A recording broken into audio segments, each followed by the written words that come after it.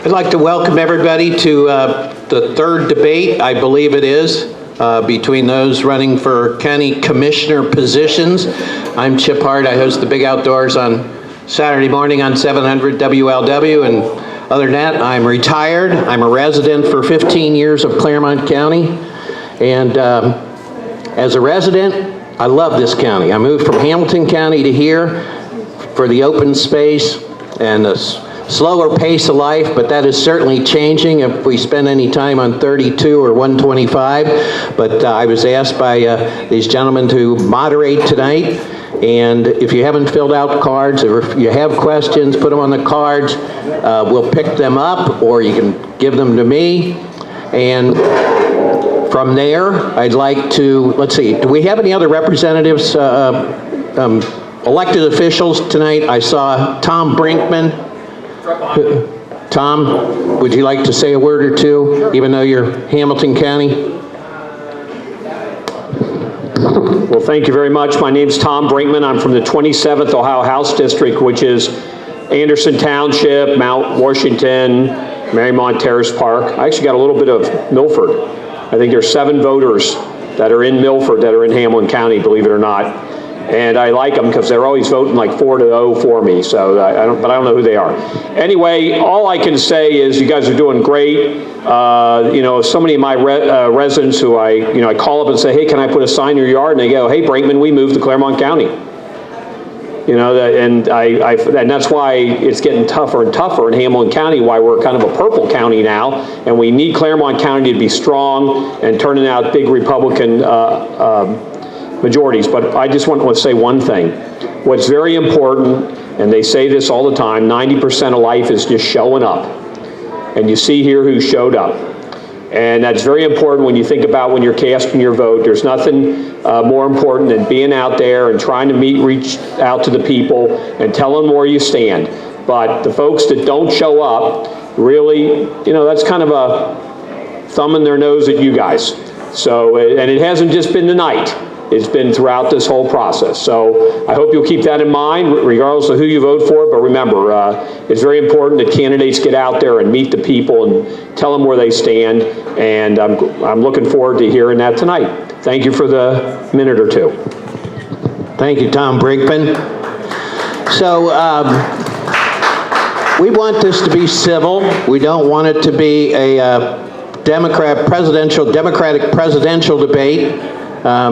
We want everybody to be kind to each other, and we'll have the questions posed to each of the candidates from the audience, and there will be a certain time limit, which would be, first we'll go to the opening remarks from each candidate, and then 1-minute responses to questions, and then closing comments of 2 minutes. So why don't we start with Mr. John McGraw, and then we'll have John Becker and Mr. Chris Hicks. Thank you very much. Good evening, everyone. Welcome to Union Township and RJ Cinemas. And it's a great place. I hope you come back if you've never been here before. I'm a Union Township trustee, and we're really proud to have this facility. I know when we talk about having these forums, we try to think of places to have them around Claremont County, and there really aren't a lot of places. And this is just an excellent place to do this, so I'm glad we're here. Like I said, I'm John McGraw. I'm Union Township trustee. Been married. My wife is here for 27 years. We've got 4 kids. I went to Xavier University. I grew up originally in the Deer Park area, went to Deer Park High School, so I'm a proud Wildcat from Deer Park High School, but moved out here in 1999 and really enjoy living out here. Claremont County is a great place. It's such a mix of the city where we're at right now, and then you can get out in 5 minutes and you can be at a horse farm. So I think it's a great mix of the country lifestyle. At the same time, we got all the amenities that everybody else in the city would like to have. So I'm really proud of what we've done here in Union Township. In my second term as a trustee, we're over $300 million in new development since I came on board. And one of the things I promised was filling up the empty storefronts. This shopping center across the street, it looks beautiful now, but it was empty and was looking really bad and blighted. As you can see now, they've done a great job at transforming that shopping center. And I by no means take credit for all that.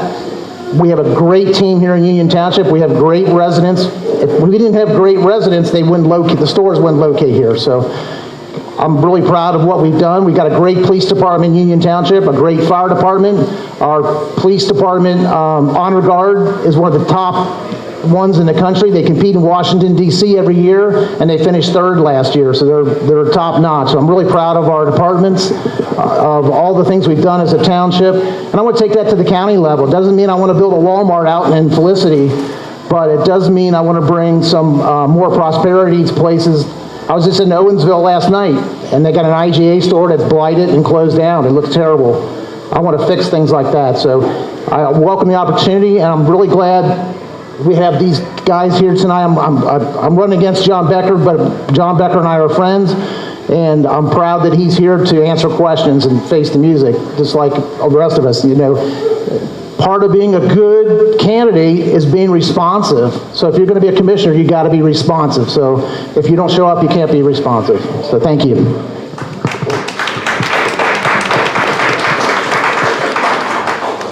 I'm John Becker. I'm your state representative, have been for 8 years. One of the questions people ask me about running for a commissioner is, what does a commissioner do?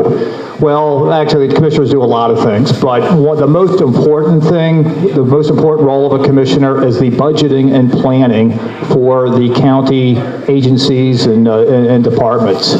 So I like to lead with that because it takes me right into my resume, why I check all the boxes for the qualifications to be your commissioner.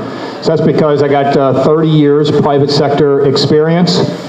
Most of that is in finance and banking.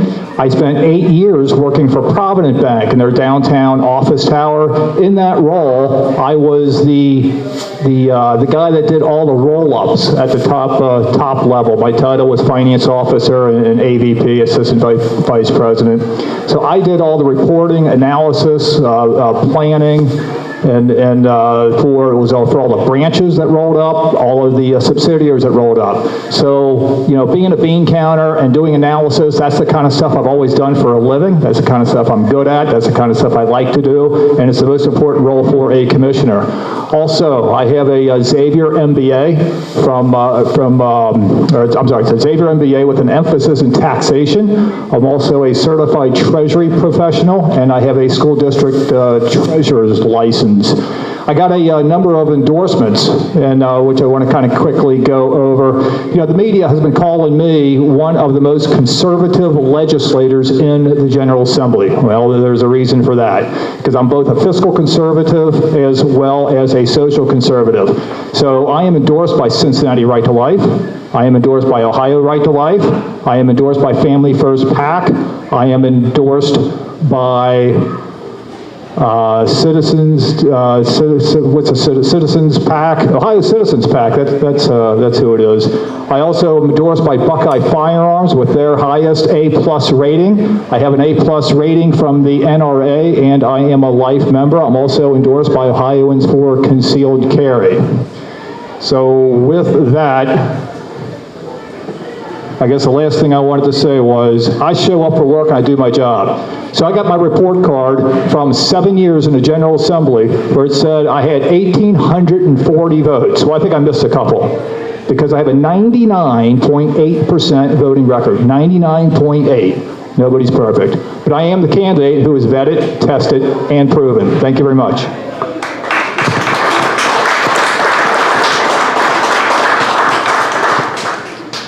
So I am Chris Hicks, and thank you all for coming tonight. This is a great facility. We had another forum here, and I want to thank Rick Welker and everybody here. Come here to see a movie. When they first opened, nobody was ever here, and I got nervous because now I get to come here, and there's lots of people here, so I can't have my secret meetings here anymore. So I come at running for commissioner not just as running for commissioner, but as part of a transformation of our political system in Claremont County to be back at the roots we should be at, which is real conservatism, real efficiency, always looking for innovation, and realizing always that the citizens come first, not insiders, not patronage, not cronies. So that has been my mantra throughout. And if you follow me, you know I've done a pretty good job against pretty long odds of a lot of things happening in our county, from taking down politicians that are crooked in office, to getting changes in the rules for if you come to a commissioner meeting and talk, they can't restrain what you're saying anymore, like they used to on and on and on. As a commissioner, I've put forward, and you can check on my website, and now 18-point platform of things that I want to accomplish, that I want to be held accountable to. Some of those things are, for example, repealing the license plate tax. I'll just use that as a very simple example. We put on a license plate tax of $5. After that, DeWine had his gas tax that generated 3.6 times more money. But like, I don't care you're Republican or Democrat, once a politician puts a tax on, they can never take it away. And the gas tax itself 3 times funds what the commissioners said were needed for the roads. So why can't we get rid of the plate tax? That's just one example. So I have a series of things like that. One of the things I love about forums is that you learn. I learned from you guys about the ombudsman. Okay, we'll talk about that, maybe someone bring it up. They have ideas I learned from. At the last forum we had here, somebody brought up the heroin, and I didn't have anything on my platform about the heroin epidemic, and now there's an 18th point about the heroin epidemic, because I went and looked at it, and I want to give props. I might talk about it more, but there's a program called the Quick Response Team, where the sheriff and counselors go to people that they think are at risk proactively. So if they pick somebody up with a small amount of drugs, they go check out their house and see if there's some way they can proactively help them not to get into more trouble. So I hope we'll learn a lot during this debate. I appreciate everybody, this Q&A. I appreciate everybody coming, and despite Chip saying we're not allowed to attack each other and go at it, I'll still participate and enjoy it. So thank you. Thank you, gentlemen. And if you folks haven't noticed, the 2 absentee candidates, or should I say one candidate would be Bonnie Batchler, correct? And then current County Commissioner David Painter. So those are the 2 absent this evening. So we'll go straight to the questions. And this one is under economic development. And should we go with it however you want to do it, okay? Great, okay. The question is, the Red Barn development in Batavia was a flop. FC Cincinnati was an under something deal. I would say under profited deal. Name one project or company you will court for economic development on day 1 if you win. I might comment that first we need an economic development director, which the county currently does not have. That seat is vacant, or that position is vacant, so I'll make that point. Who do you wish to go first? John, since we started that in. Thank you. And also to make one quick note, there's 2 commissioner races, so I just want to make that clear. Yes. So one commissioner race is Chris Hicks is running against current County Commissioner David Painter. David Painter's going for a 2nd term, so that's one race. Then the other seat that's open is Ed Humphrey. He's retiring. He's not coming back. So there's 3 people running for that. Bonnie Batchler, who's not here, myself, and John Becker. So the 3 on this end were running for 1 seat. So when you go to vote, you're going to see 2 different races to vote for. So just want to clear that up so you didn't think we're all running against each other. Thank you. Now, economic development. Well, I just talked to Chip about this tonight. I think it'd be great to get an outdoor store in this area, because there's so many things to do outdoors-wise. There's hunters, there's fishermen, there's all kinds of other outdoor activities, bicycling, archery, all kinds of things. So I think it'd be great to have a really good outdoor store in this area. And I mentioned to Chip tonight because I thought maybe he could help me try to attract somebody. So I think what I hear from a lot of people is they want more restaurants, not McDonald's. We got enough McDonald's. We did really good on that, but they want to see restaurants where you can sit down and be waited on. So I think entertainment, restaurants, those kind of things are things we're trying to attract out here, and I think those would be good. But you got to have real jobs too. People have to have real jobs to go to. In Union Township, we're very close to attracting Children's Hospital to come out here. They've already purchased the land. We'll hopefully have an announcement about that soon. TQL is building a new building right now. 1,000 new jobs coming to Claremont County. So as a trustee, I've worked really hard to bring jobs, bring economic development so that people have jobs to go to so they can spend money at the good restaurants we want to have. So that's what I would do. Thank you. Thank you. John Becker? Yeah, so who would be the best tenant to fill the Red Barn facility? Well, frankly, I have no idea, but I'll tell you what I do know. I am a believer in wanting to continue the economic development in Claremont County. You know, we do have a nice mix of commercial, industrial, retail, and residential and rural here in Claremont County. I like that balance. I want to keep that balance. Also, you know, what can the county do to attract businesses into the Red Barn? So, you know, places like that don't become, you know, urban blight or suburban blight or rural blight, whatever it is. So, you know, so it's a matter of, yeah, we should probably hire a new economic development director, because the director as well as the assistant director have both gone to other places. So we're going to fill those. I imagine the current commissioners will do that, and if they don't, then the next round of commissioners in January will seek to fill that role, and we're going to keep Claremont County moving forward. So I think everybody really needs to appreciate that economic development at the county level is an absolute train wreck. So we have the South Afton facility out by Williamsburg that has only one tenant, has $9 million of your tax money in the ground, was pure speculation, had no tenants when they decided to do it, unlike what you guys do in Union Township, where you don't do anything without first having some tenant to anchor it. And so we got to fix it. And it's not just the director and the assistant director. There's a third person. All three people in economic development in Claremont County have left. One in a scandal.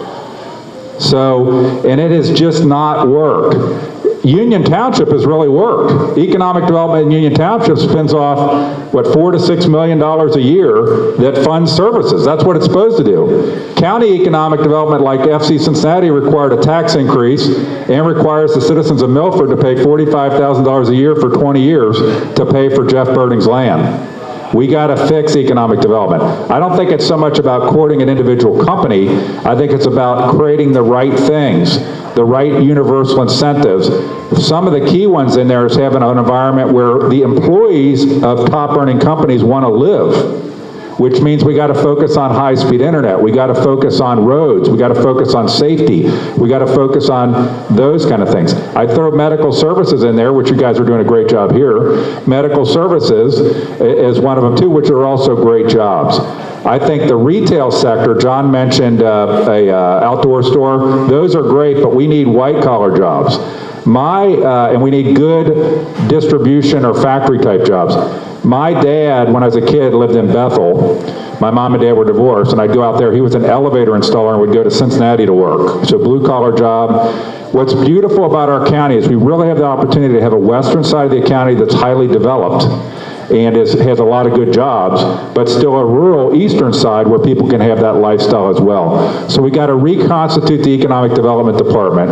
I think we got to focus on the kind of jobs that can support families, so not necessarily retail jobs, but white collar jobs, good blue collar jobs, and good distribution jobs in attracting those kind of tenants. Last point, and I'll shut up, is we have got to have the county partner with townships. When the county goes it alone, like FC Cincinnati or South Afton, it's a train wreck. They need to be in a partner role with townships versus that they think they're the brain trust on economic development, because look around, they aren't. We are way underperforming in the Trump economy countywide. Union Township is probably the big exception to that, because you see buildings going up everywhere that are going to be good jobs that can support families. Thank you, gentlemen. I'd like to make one point. I personally, and this is just from my position as a resident of the county, and for you to just take into account and think about, is that I believe Claremont County is in the position to accept any expansion of the metro market, both residentially and from a business perspective, okay, with new business, because the I-75 corridor is packed, okay? I-71 is packed, and this is the closest area with the most amount of available raw land in the Cincinnati market. It's not going to go south anymore it'll go to a certain degree because of the airport hub. But I'd just like for you gentlemen to think about that as we move forward, that we're in a position to make some real hay here with the right people and with the right staffing at the county level, and particularly economic development. And So Chip Hart will be Economic Development Director. no, thank you. I'm retired. I have two other development questions. One might be a short, simple answer, but will Menards be coming to the county? Only a trustee may know this, okay? I'm very confident they will be coming to Union Township. There's no signed deal yet, so I can't announce there's a deal, but the Glen Estee property is a good place for them. There's also a big property across the street from the Glen Estee property on Buxton Road, be a great place. So the short answer is I'm very confident that they will come here. All righty. Sounds like he knows something the rest of us don't know. But we know now. I can tell you I've been to the Menards out in Florence a couple of times, and the one in Evendale once, and the one in Florence is in the last couple of months. Been out there twice, so I definitely look forward to having one local. I'll go with what they said, but I want to expand it just a little bit to something beyond Menards. We have a gem in Union Township right now, which is Eastgate Mall. You're like, Eastgate Mall's a gem. We have right in the middle of the most populous township in the county a huge amount of land that someday is going to get redeveloped into something. There is unbelievable potential there for mixed-use properties with residential, condominiums, and retail at the bottom level. It's the new trend in development, is to build basically a village at the bottom and have things like Menards at the four corners, and then have condos and apartments up above. And one of the things we should be, I think, super excited about is that someday that mall becomes an unbelievable hub for Claremont County and for Union Township. Thank you. All right, one more under economic development. When are you, or would you be planning to develop something down by the river replacing Batchler and the Zimmer plant tax base? Mr. McGraw? Well, first, someone mentioned Red Barn before. Be glad that FC Cincinnati didn't go there, by the way, because that whole deal was a train wreck, and it's sucking money out of the county and out of the city of Milford. So, I love soccer. I love FC Cincinnati. I'm glad they're in Cincinnati, but that was just a bad deal. They tried to come to Union Township, and we couldn't even sit down and talk about it because it was such a bad deal. I think New Richmond could be a gold mine. And I vision condos on the river. Who wouldn't want a Riverview condo? And I've been told, well, it floods down there. I said, well, Eastern Avenue used to flood too. Drive down Eastern Avenue. It's called something else now, but there's condos all along Eastern Avenue.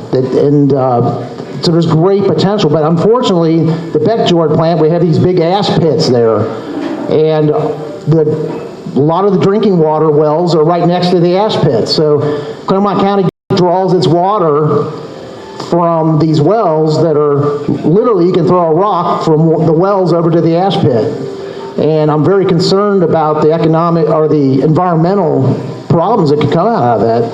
We have to be on top of this. And Chris has worked on this issue a lot more than I have, but at one point the county was all gung-ho about going after Duke Energy, and all of a sudden that it went silent, radio silent. We can't get any more information on it now.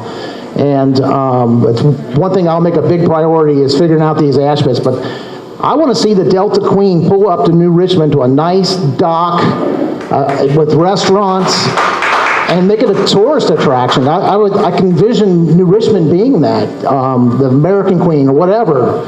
I think it'd be great. I think a small bridge to Kentucky there would be a good idea. Well, I guess we can't even get a Brent Spence bridge right now, so that's probably not going to happen right away, but I think I can, see those kind of things happening. So I think New Richmond could be a real great place, because I timed myself. I left New Richmond and drove downtown. It took me 20 minutes to go out 52, get on 471, and be downtown. So you can work downtown, live in a condo in New Richmond, and on a 20-minute drive. So I think it'd be a great place. I do agree with everything John just said on that topic. I think in addition to all of that, and John talked about a bridge getting built across the Ohio River over there. Yeah, I've been a supporter of the Eastern Bypass. I know they're doing a lot of planning on multiple different routes over northern Kentucky. Not so much planning on this side of the river.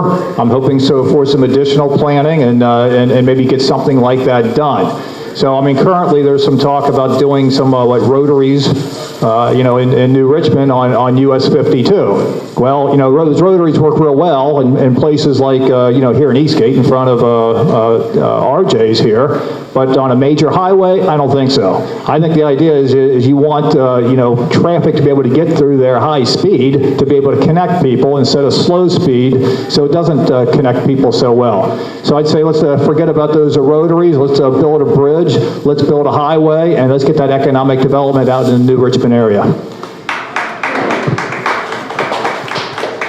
So I'm glad to hear my colleagues talking about these issues, because these are also issues I've been talking about for a long time. The notion of, and remember it was Commissioner Painter's brainchild, that we would reduce lane capacity on 52 and put 4 consecutive rotaries through the New Richmond area. And I tell you, John Becker just made reference to it, it's the dumbest thing I ever heard. It was $6.7 million of money coming in from OKI, who he's an officer on the board. Then what actually happened with that deal was he basically gave it to the Claremont Sun and ran a story on it, thinking it was going to be this huge win. Kind of what happened with FC Cincinnati. David Ubel thought it was going to be this huge win, so keep it secret so I can get all the credit.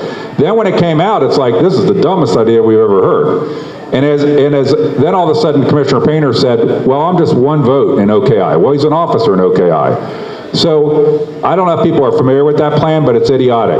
$6.7 million worth of real hard dollar investment could create $50 million worth of waterfront condominiums built up in the air. Not one person at a time building them, but could have an incredible impact. The reason why they're worried about down there getting the Frisch's reopened.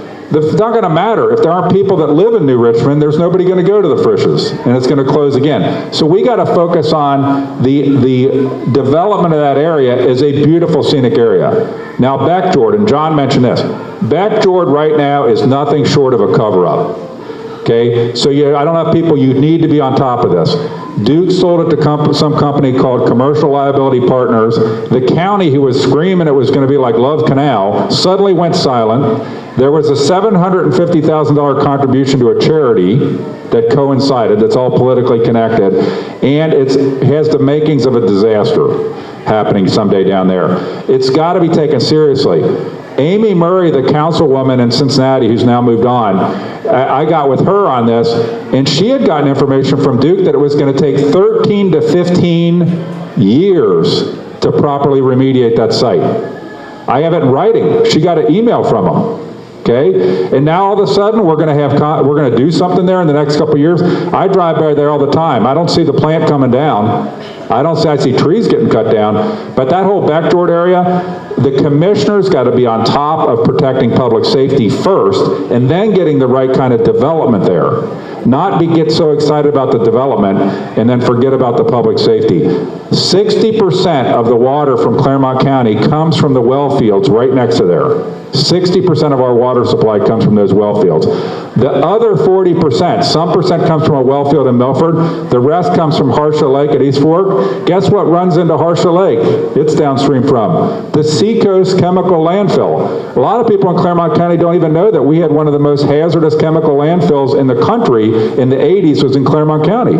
Okay? And it's right upstream from Harsha Lake. And if it starts leaking someday, it's still a monitored site. It was a closure disaster that, according to David Ubel, cost the county $10 million because it wasn't closed properly by Browning Ferris, who ran it at the time. So we got to focus on New Richmond. We got to focus on Beck George from cleaning it up and public safety first in our water supply, and we also, Seacoast, these other places, the commissioners every year should demand an update publicly in front of them on the status of these two hazardous sites. Last thing, Zimmer, their ash pits are up on the hill. But that also needs to be something looked at. They're not right up against the river because Zimmer wasn't planned to be a coal plant. So they didn't buy the land for the ash pits there and they truck it up the hill. But it's another one that's got to be, and the commissioner's got to make sure that we get the right development, but also we're focused on public safety first. Thank you. So this one has to do with the closing of the power plants and how that will affect long-range development. So it has to do with, I'm not sure how you would answer that question, but if you want to give it a shot, great. Go ahead, you got the mic. So the power plants, the coal-fired power plants closing, it's inevitable that Zimmer's going to close. One of the things that's a real tragedy is the constant devaluation. Now, personally, the New Richmond school tax levy, anybody here from New Richmond that lives in New Richmond School District, is probably, it's a lot of money. And I think they've got some more cutting to do there. But they are a victim of the constant revaluations of those power plants, especially Zimmer. They're kind of at the mercy of that to some degree when the audits come out. I think that things like you see in Union Township, like the healthcare, these other professions, and I'm not saying somebody that works at a power plant is going to go work at a healthcare place. I think we got to backfill high-quality jobs that are the jobs that future generations are going to have. And then we also need to address the skills at those places, especially Zimmer. Beck George's been closed probably long enough now that it's kind of acquiesced. But Zimmer, what happens at Zimmer, because it's inevitable that plant, I think, is going to close down there. It's just not as economically feasible for coal plants nowadays.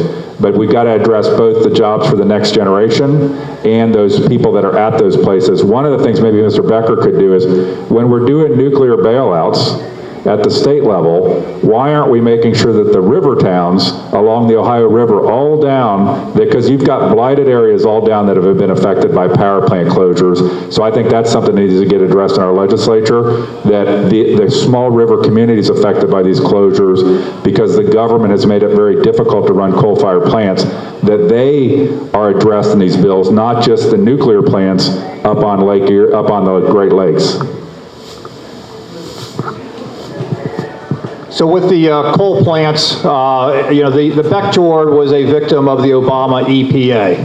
Hopefully Zimmer will not also be a victim of the EPA, but as Chris pointed out, there are competitive issues with coal. And getting natural gas down onto the river apparently is also a problem. It's just too far away, too cost prohibitive. That's why we lost 2 plants in Adams County just in the last few years.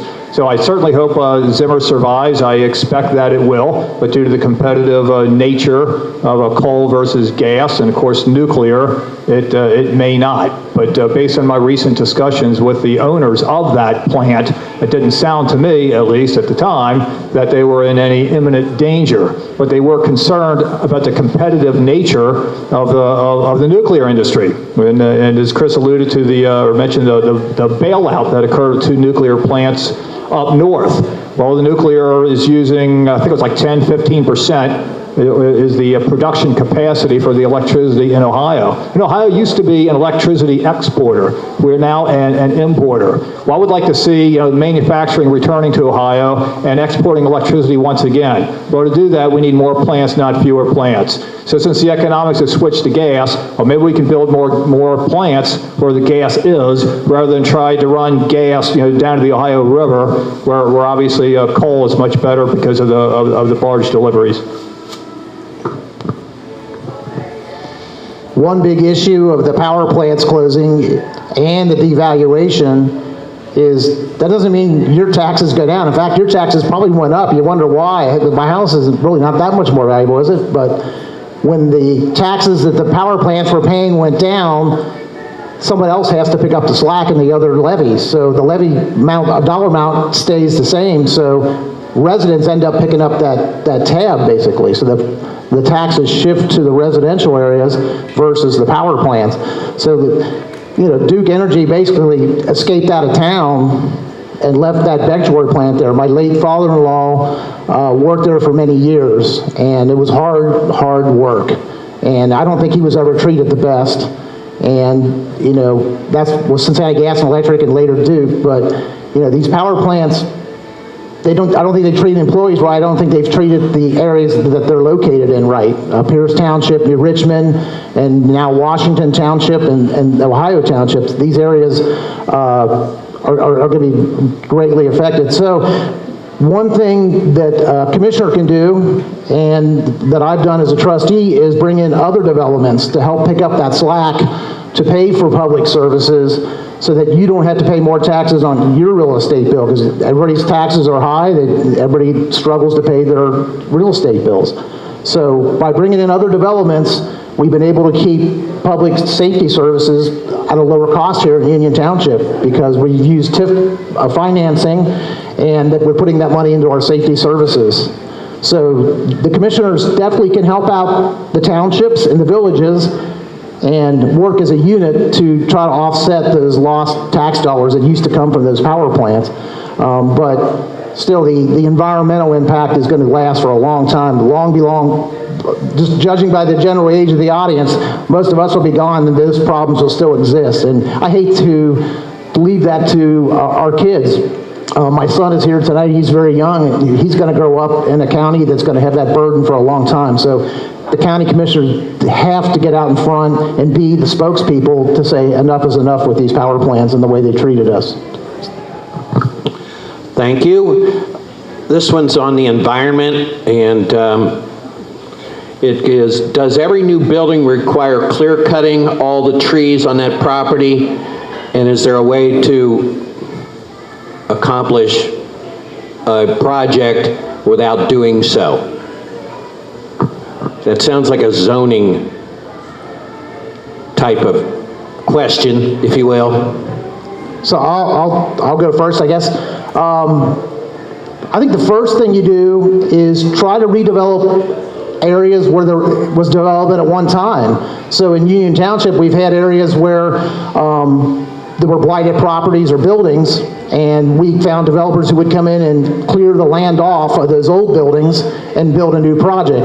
One place is right behind here. There's some new apartments that's called the Echelon. It's just behind here. There were some older houses here. Those homeowners sold out. They wanted to move, and the township bought the houses. We put the parcels together and then sold it to a developer to build the apartments. So that land was already cleared from a house being there. So I think that's the first step, is use available land without clearing stuff. But clearing land comes down to private property owners, private property rights. Unfortunately, you can't, if you don't own the land, you can't tell that person what they can do. And townships and counties have a limited ability to legislate that. But what you can do, you mentioned zoning, and you're absolutely right, is you work with developers to preserve green space. You don't approve projects unless there's a large amount of green space left with it. And you make sure that once they build the project, that they bring in the proper landscaping and things that make the property fit into the neighborhood.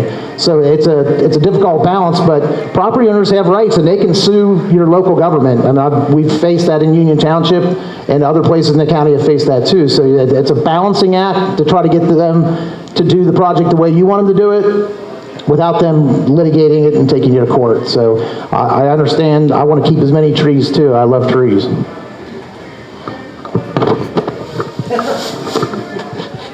So the first thing that came to mind with that question was the Duke Energy transmission lines. It was a few years ago when there was a lot in the news about some clear cutting of a lot of beautiful trees that had grown, I guess, either under those lines or near those lines. So there are regulations that, I'm not sure if they're federal regulations or state, that they have to keep the trees away from those power lines. And it has to do with, well, I guess, they don't want the trees getting too big or vegetation that's going to interrupt those and have power outages. So those kind of regulations is sometimes the reason they have to do clear cutting.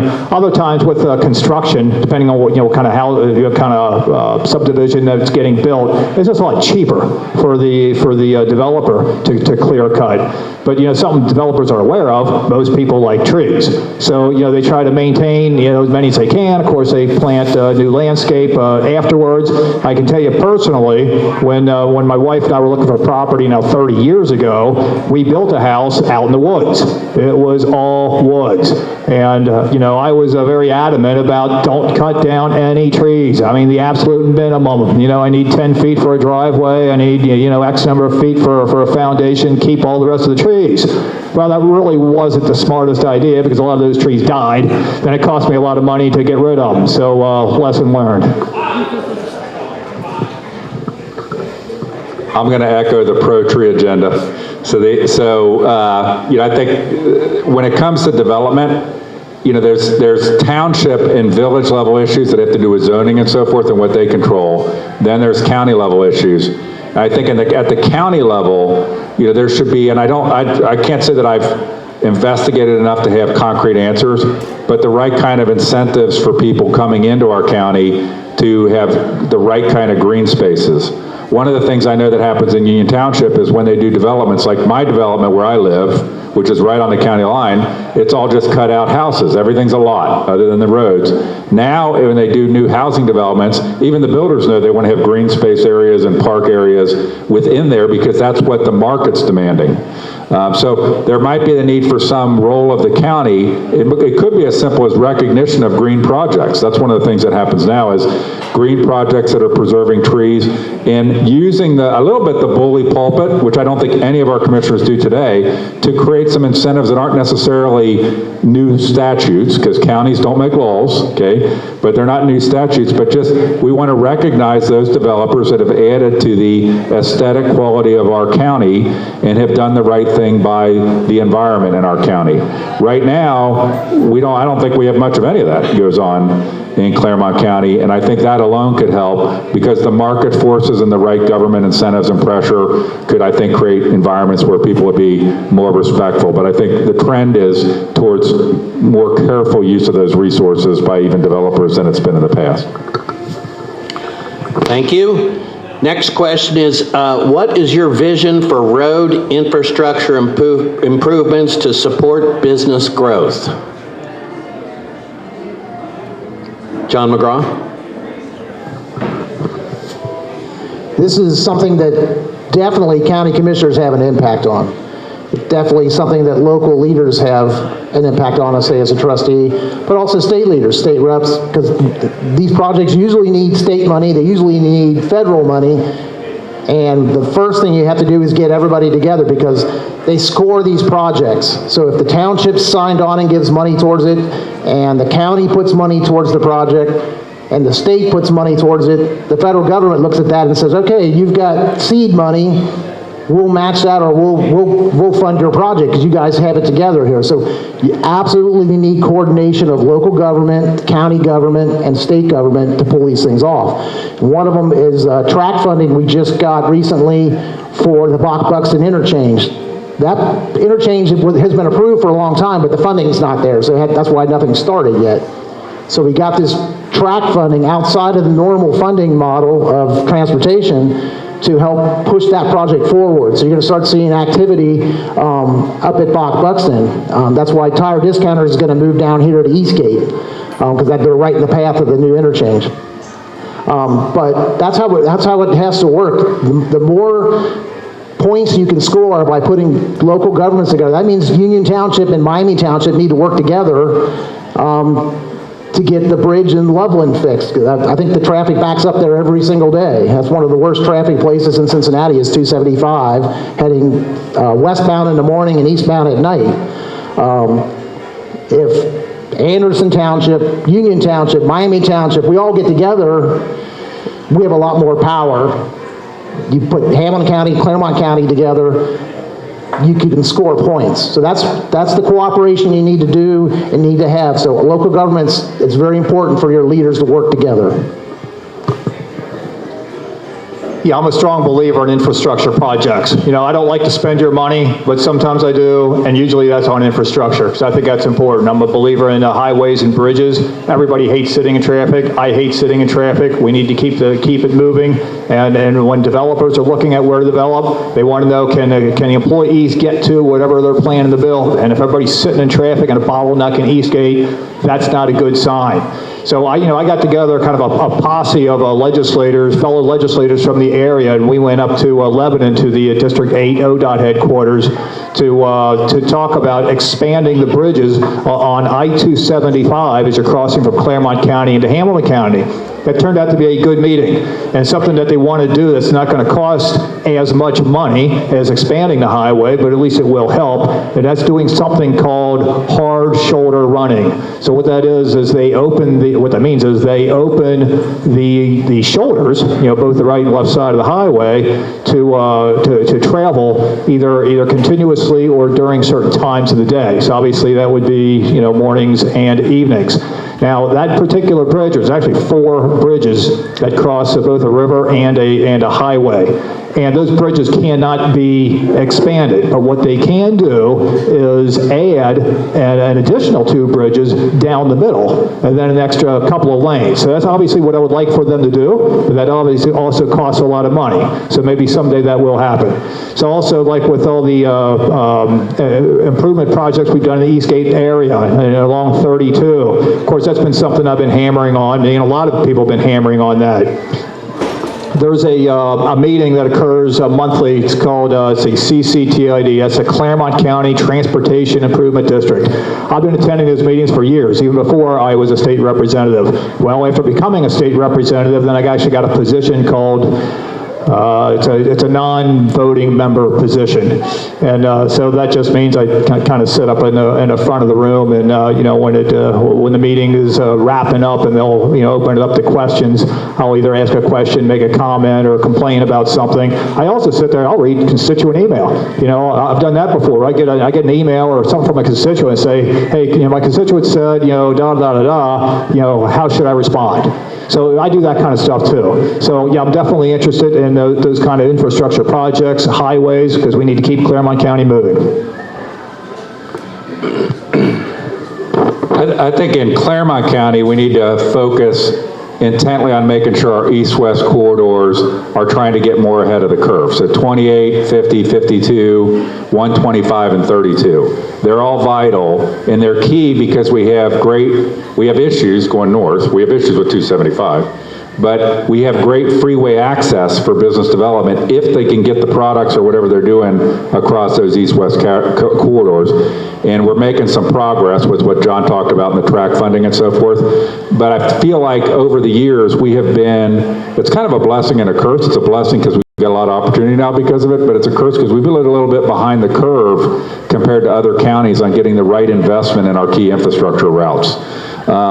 So we need to focus on those. One of the things about our infrastructure, which I think the question originally was, Carl Hartman, the former engineer, when we had the issue with the engineer Pat Monger getting convicted and us having to get a new engineer, I talked to Carl Hartman about should we be looking for an engineer? And I don't know Carl very well, but he brought up things like our bridge issues, that we have way too high percentage of our bridges in Claremont County that have been weight reduced. And what's the impact of that? You might not think about it in your car. Fire trucks and EMS vehicles can't go across them. And he felt like we had not done enough in Claremont County to highlight those. We got bridges caving in Miami Township, and how the impact they have on citizens and the potential death that can result because an EMS vehicle can't get to somebody directly. The other thing he brought up to me that I think we need to focus on is traffic incidents and fatalities. Carl Hartman told me that back in the day, every accident that involved an injury, the engineers department reviewed to determine was there any contributing aspect of the way the road infrastructure was run. I tell you, if you drive around Claremont County, there's lots of contributing ways. Some of the intersections in Claremont County, I wonder who the heck decided it should be this way. It's like the mule carts went this way and they put the roads and they've never moved. So from an infrastructure perspective, we need to focus on east-west. We need to focus on getting our engineers department, who gets funded by the commissioners, to focus on making sure that we're not having too high of accident rates and fatality rates at certain intersections.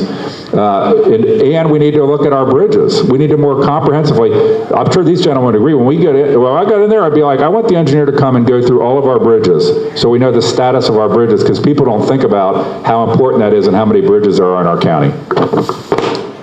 Thank you. I think I have one more economic development question before we go into some other areas, and this has to do with high-speed internet, and additionally, I guess at a low price. So how can we get lower-priced high-speed internet affordable for all? How can we get high-speed internet, period, as far as I'm concerned? And how about better cell service in some portions of the rural areas of the county?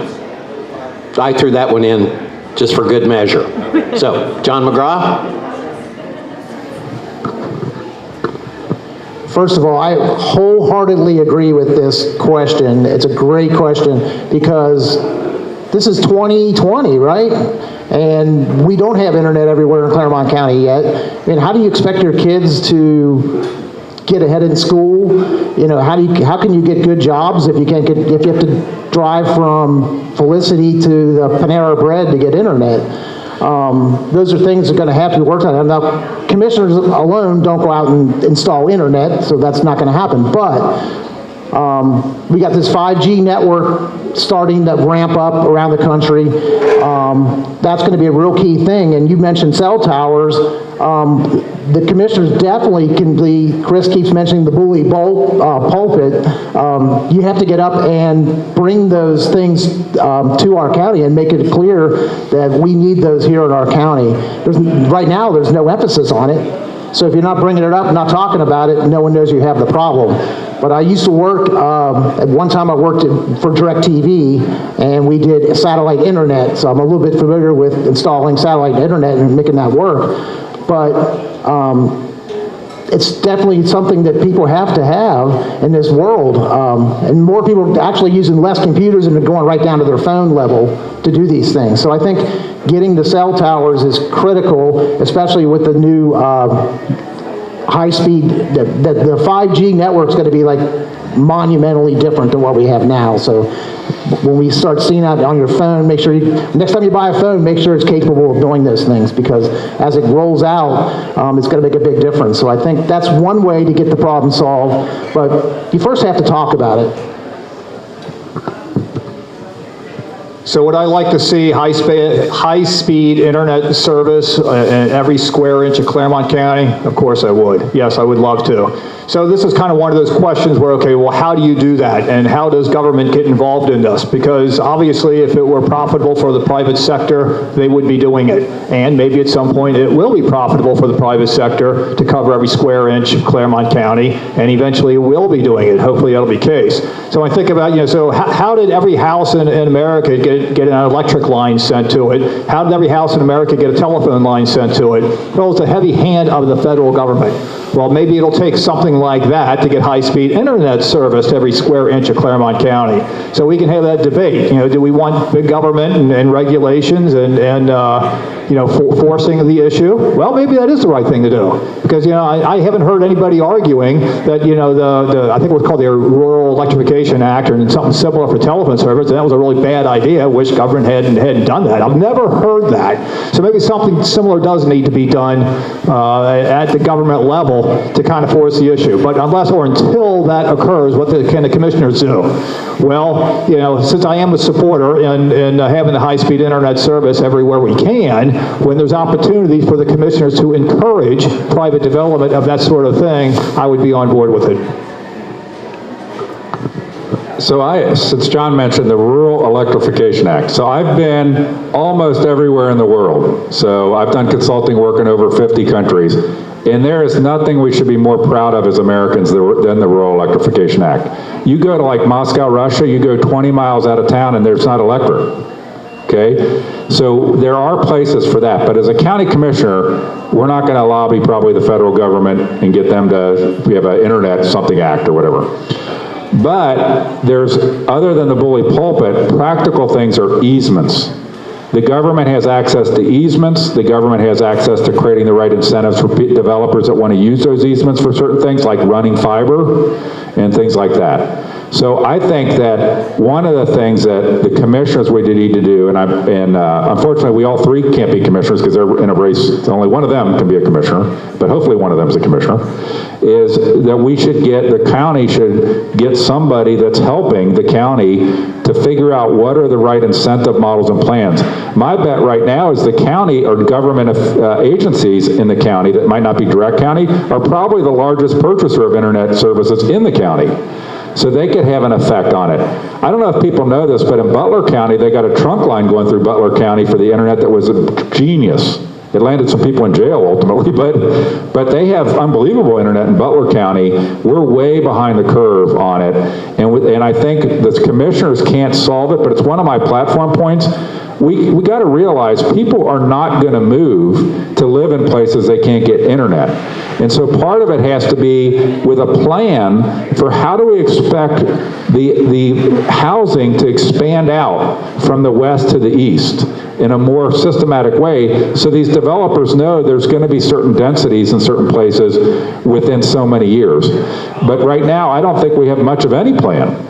You know, when you look at Union Township, at some point it'll be full of houses. So you get out to Tate Township, Monroe Township. We don't even know our plan. I don't think there's a proactive plan for the sewer and water system being expanded in Claremont County. That's another thing that needs to get addressed. You know, we're talking about internet. You know, if you can't get sewer and water, you're going to have trouble getting people to come want to live here. And so those are things as a commissioner, I'm sure all three of us would set as priorities. The infrastructure expansion along the internet and telecommunications as well as sewer and water. I was handed an additional question about 5G, and it basically says, what about the negative effects of 5G? Right. That's the question. Is there an answer? Do you want to go first? John McGraw, since you just got done. That's a great question, but that might be out of our scope of answering. Honestly, I can't tell you all the dangers of that. I know a lot of people have talked about it, but I can tell you it's rolling out now anyway, so I'm not sure who's looked into it. That's more of a EPA or a federal thing. Unfortunately, I don't have any information on that. Okay. When I was in, a few months ago, I was in beautiful downtown Pisgah at a trustees meeting. And that question came up about the concerns of, I'm not sure if it was 5G specifically, but the internet in general, cell towers, and health concerns. And there has been, you know, if you Google that, you know, health concerns of the radio waves of, you know, high-speed internet, cell towers, that sort of thing. Yeah, you're going to find some stuff out there. So based on that, I did my own research. And when a state representative does his own research, what that means is we have an organization of bureaucrats called LSC, Legislative Services Commission. You know, so first off, I hand it off to my chief of staff. You know, he gets, who is sitting over there, by the way, and he turns it over to LSC. They do the research for us. Now, I don't remember exactly what that research said, but I do remember reading it, and I do remember my takeaway from it was that there is nothing that is, I guess maybe the word is proven, or the evidence suggesting that those health concerns wasn't strong enough. I guess the evidence was not strong enough that it warranted some type of regulations to remove or somehow protect people from it. So obviously, as time goes by, should the evidence become stronger that there are those health concerns, then we would need to do something about it at that time. One thing from the prior question, then I'll address 5G, is somebody, I don't know that the term came up, but I never knew the term. I learned it from a consulting client, digital divide. How many people have heard the term digital divide? Okay, so digital divide means that if you have a kid and I have a kid, my kid comes home and they have gigabit internet. Your kid comes home and they have no internet. And the results nowadays of kids in those two environments are significant. in terms of their learning, whether we like it or not. You know, some of us are older, I'm 54. You know, without internet, kids have trouble functioning nowadays because of that. So that's a digital divide. And it's just, on the other question, I just want to hit that because it's an important issue for our kids. Because a kid that goes home and doesn't have internet access cannot compete as well in today's world with a kid that does in terms of education. Now on 5G, I think that's a federal issue, and we got, now, I scarily say this like, okay, well, we can't control it. I don't want to say like, we got to trust the federal government that they check the stuff out. We can't control it at this level. What we can do, though, is if we get wired internet across the county, there's less radio signal internet based. So I think in the county, we need to think about making sure that we get the hard infrastructure to support the things we're doing, which is ultimately dramatically more reliable than over-the-air solutions to these issues. Thank you. Next question, kind of a fun one. Avoiding public forums. Commissioner Painter refused to take questions tonight because he was allegedly advised by his attorney not to. Number one, is avoiding public interaction dereliction of duty? And number two, if you win and become a commissioner and a current commissioner refused talking to the public, would you censor him or her? Do I need to repeat it? No, but who do you want to go first? John McGraw. I'm just going to flip all the way down there. We just got done listening to you. I tell you, I don't know why you would get in this business of being a public servant if you don't want to interact with your residents. I mean, I spent a lot of time,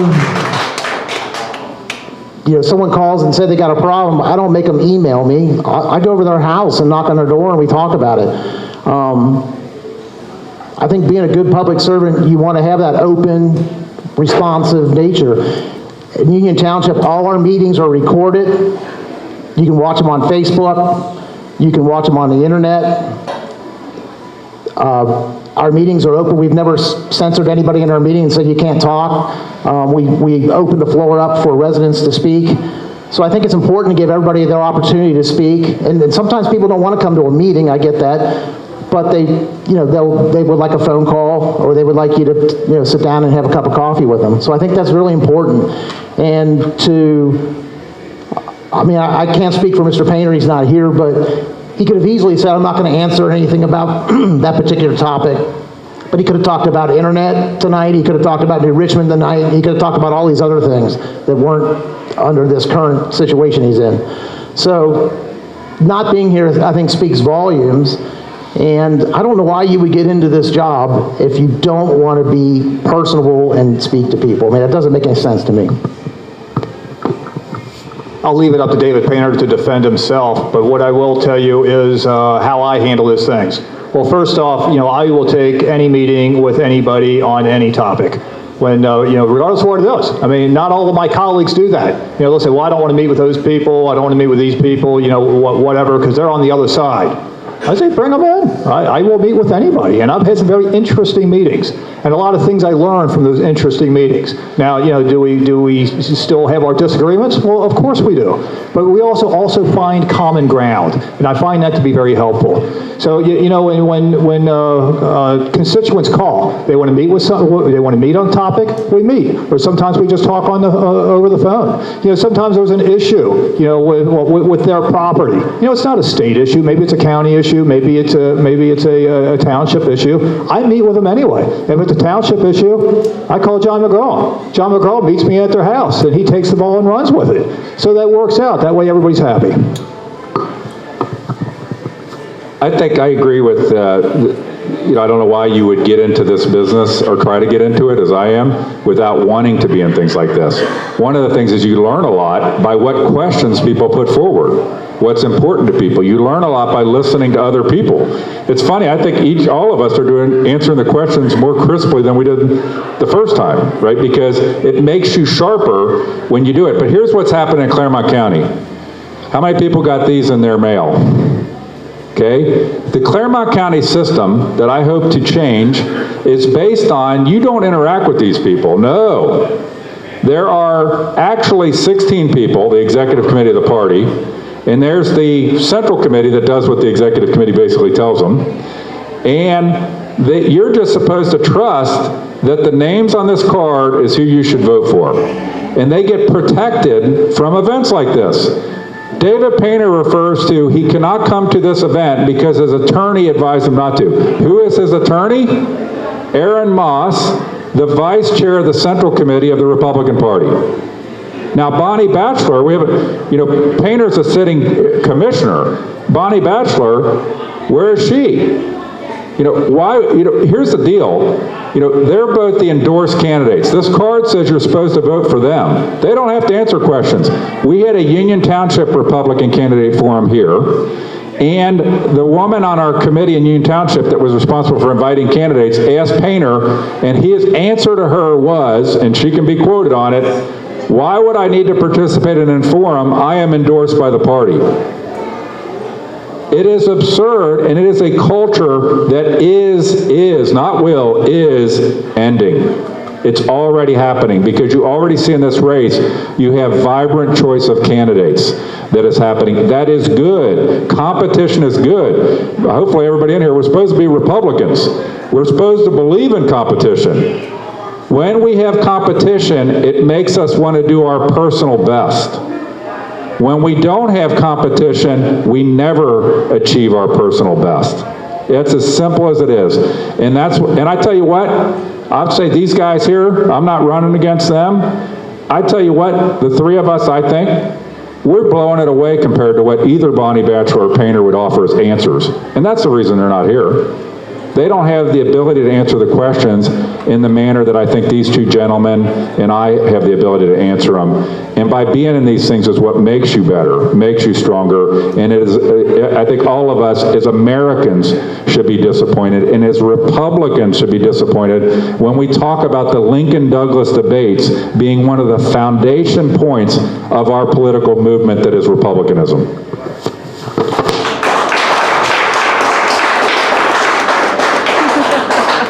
Since we're in this arena, thank you.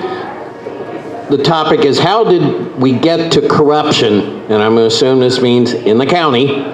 How did we get to corruption that we have now at the county level? Mr. McGraw? Hold that card. There we go. Hold that card up again. That's how it happens. Is they come up with this voting slate card and they hand it out at the polls and they mail it to your house, and this is how you're supposed to vote. And you're not supposed to do research on your own and figure out who the best candidates are and hold them accountable. So what you have is most of those candidates on there are unopposed. So luckily in this race, you actually have choices, but if you, like county engineer and coroner and many other offices, they're unopposed. You only have one choice. So I think that's how the corruption happens. For years, our county engineer ran unopposed. And honestly, there's credentials you got to have to be a county engineer. There's not a lot of people living in Claremont County that fit those credentials. We need to recruit those people to work here and have a replacement system that brings up good engineers and through the system. We don't have that going on right now in our county. So that's how it happens. It also is a culture of you do what I say and keep it quiet. On day one, I'm going to establish a whistleblower program that people can come and tell me what's going on or tell somebody what's going on. I'm also going to ask for audits. If the department wants money and the commissioners have to approve it, I'm going to ask that the department get an audit. I want to see what's going on, because we had a water department employee take money on a credit card. We have our Permit Central was in shambles because those guys were on the take and they had some ethics violations and they quickly stepped down before they got criminal charges. So these things keep happening because people are scared to talk. Now, I'm not going to mention the department, but last night at a fish fry, I met someone who works in one of the county departments, and they're a very high-level person, and they're scared to death about their job and the things going on. And he kind of quietly said to me, I hope you get elected because we really need some changes on the county level. They need a champion to come in, and I'm sure both these guys would pledge to do the same, whoever gets elected, to go in and be a champion of getting rid of corruption and making people feel comfortable about coming forth about problems in their departments.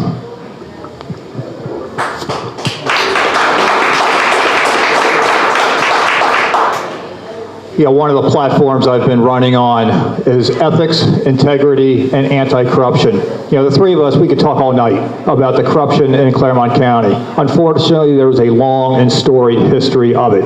There has been commissioners who have resigned in disgrace. Recently, our engineers resigned in disgrace. Even a coroner had some federal charges on some drug issues, and he disappeared as well. There's, inside the Claremont County Republican Party, there has been a lot of corruption for the past couple of years. In fact, the chairman of the party offered me a $50,000 bribe, and now the FBI is involved in investigating that. So, why do these things happen? Well, a lot of it has to do with, we don't have the checks and balances in Claremont County. We have one party rule, and, depending on your perspective, I always thought that was a good thing. Well, in recent years, I'm starting to think maybe that's not a good thing. Now, I'm not advocating anybody vote for Democrats. What I am advocating for, that we clean our own house. And that's something that I would certainly be doing as a commissioner. I've talked in the past about creating a position, maybe eliminating 2 positions and then creating one, called an ombudsman role, or some type of, in fact, we just heard some legislation in Columbus authorizing counties to create a position for an inspector general position to be watching for this kind of stuff, and that people could report corruption to or other problems, that it could then be investigated and handled.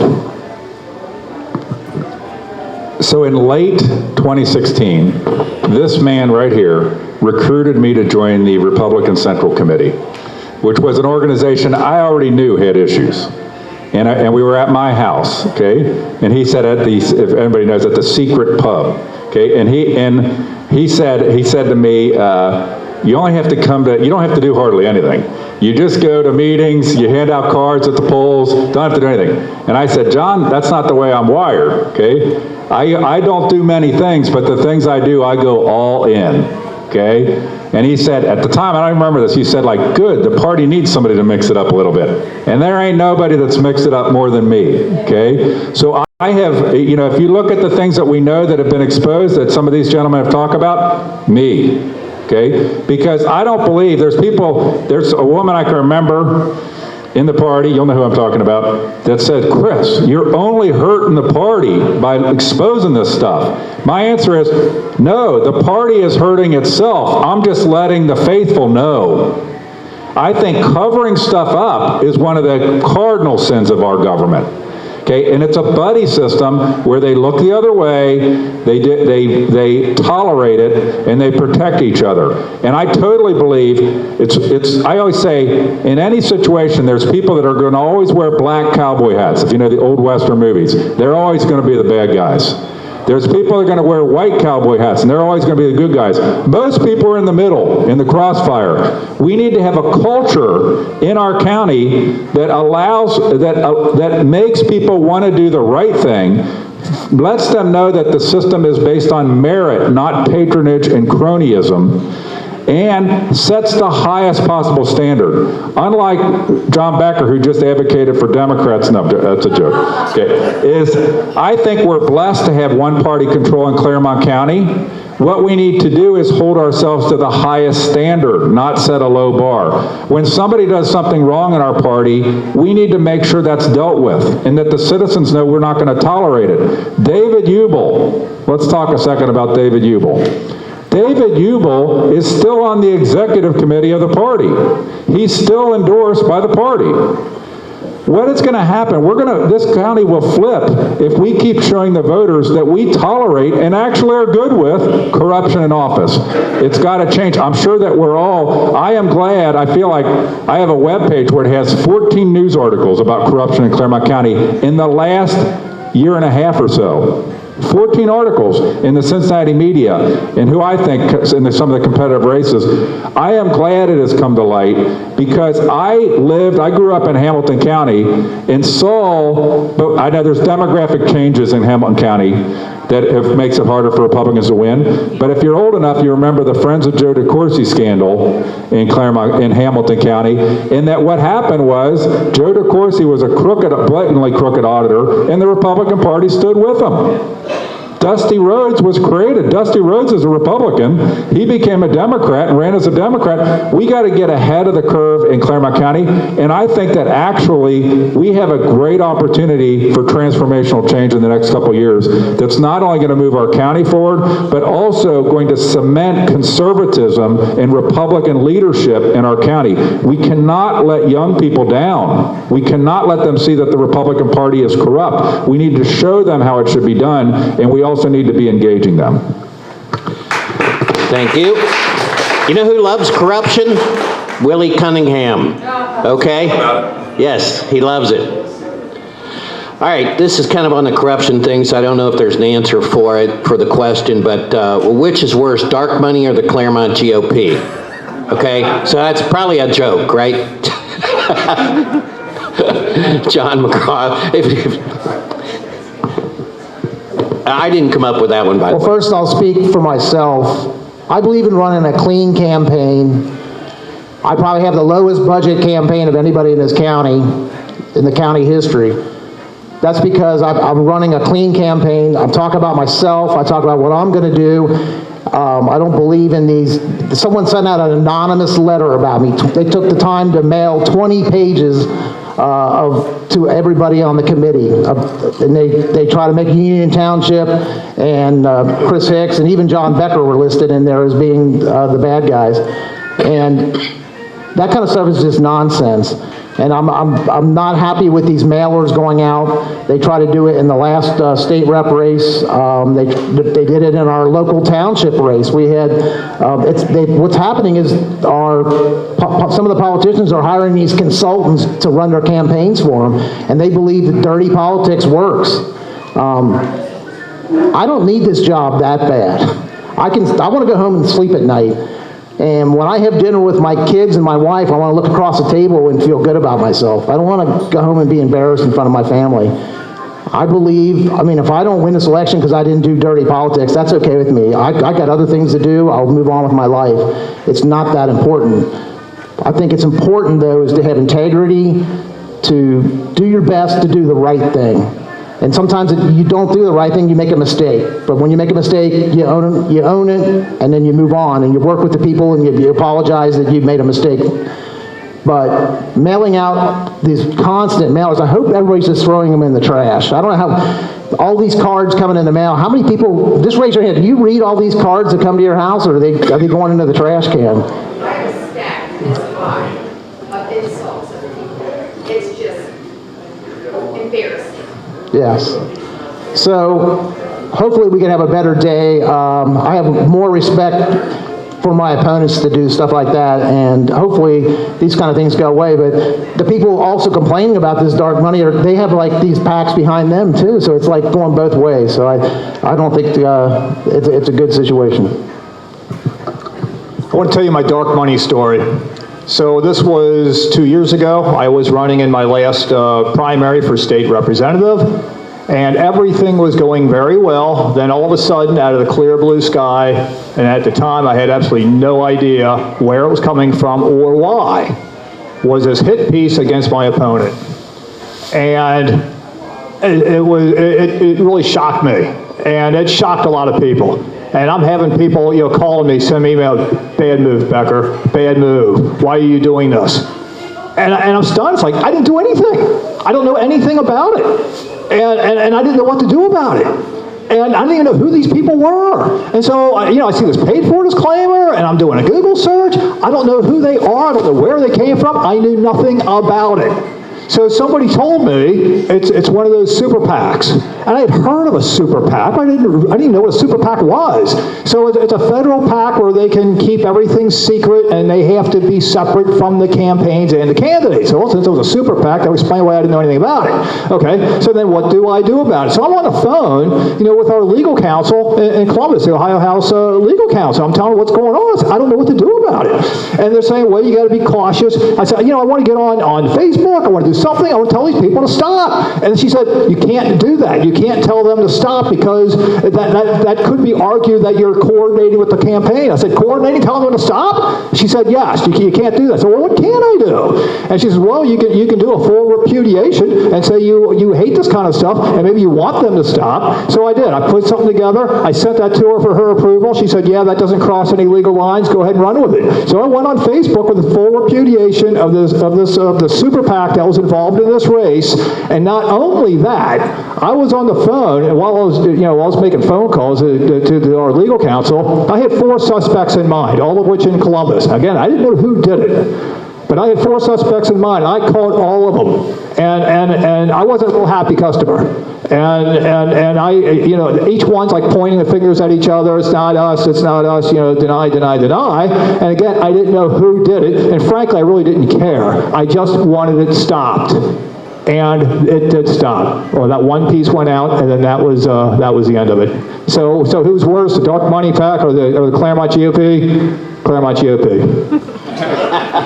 But you only talked about dark money. And by the way, that piece you're talking about was a Larry Householder piece. You know it. I told you within a day. I told you within a day. Because there were 5 pieces that dropped on different races across the state. You got to get connected so you know what's going on. That are Larry Householder pieces hitting. So that was the Aaron Neese suntan piece, okay? What Larry Householder does is sits in Columbus, controls a lot of these PACs. They don't talk to them, but they just put together these mailers. So this is, I brought a whole folder full of examples. This is a dark money mailer, right? Okay, if you live in District 65, that's a Larry Householder PAC. Okay, it's horrible. It's horrible. It's bad. A lot of money getting spent on these things. You should research.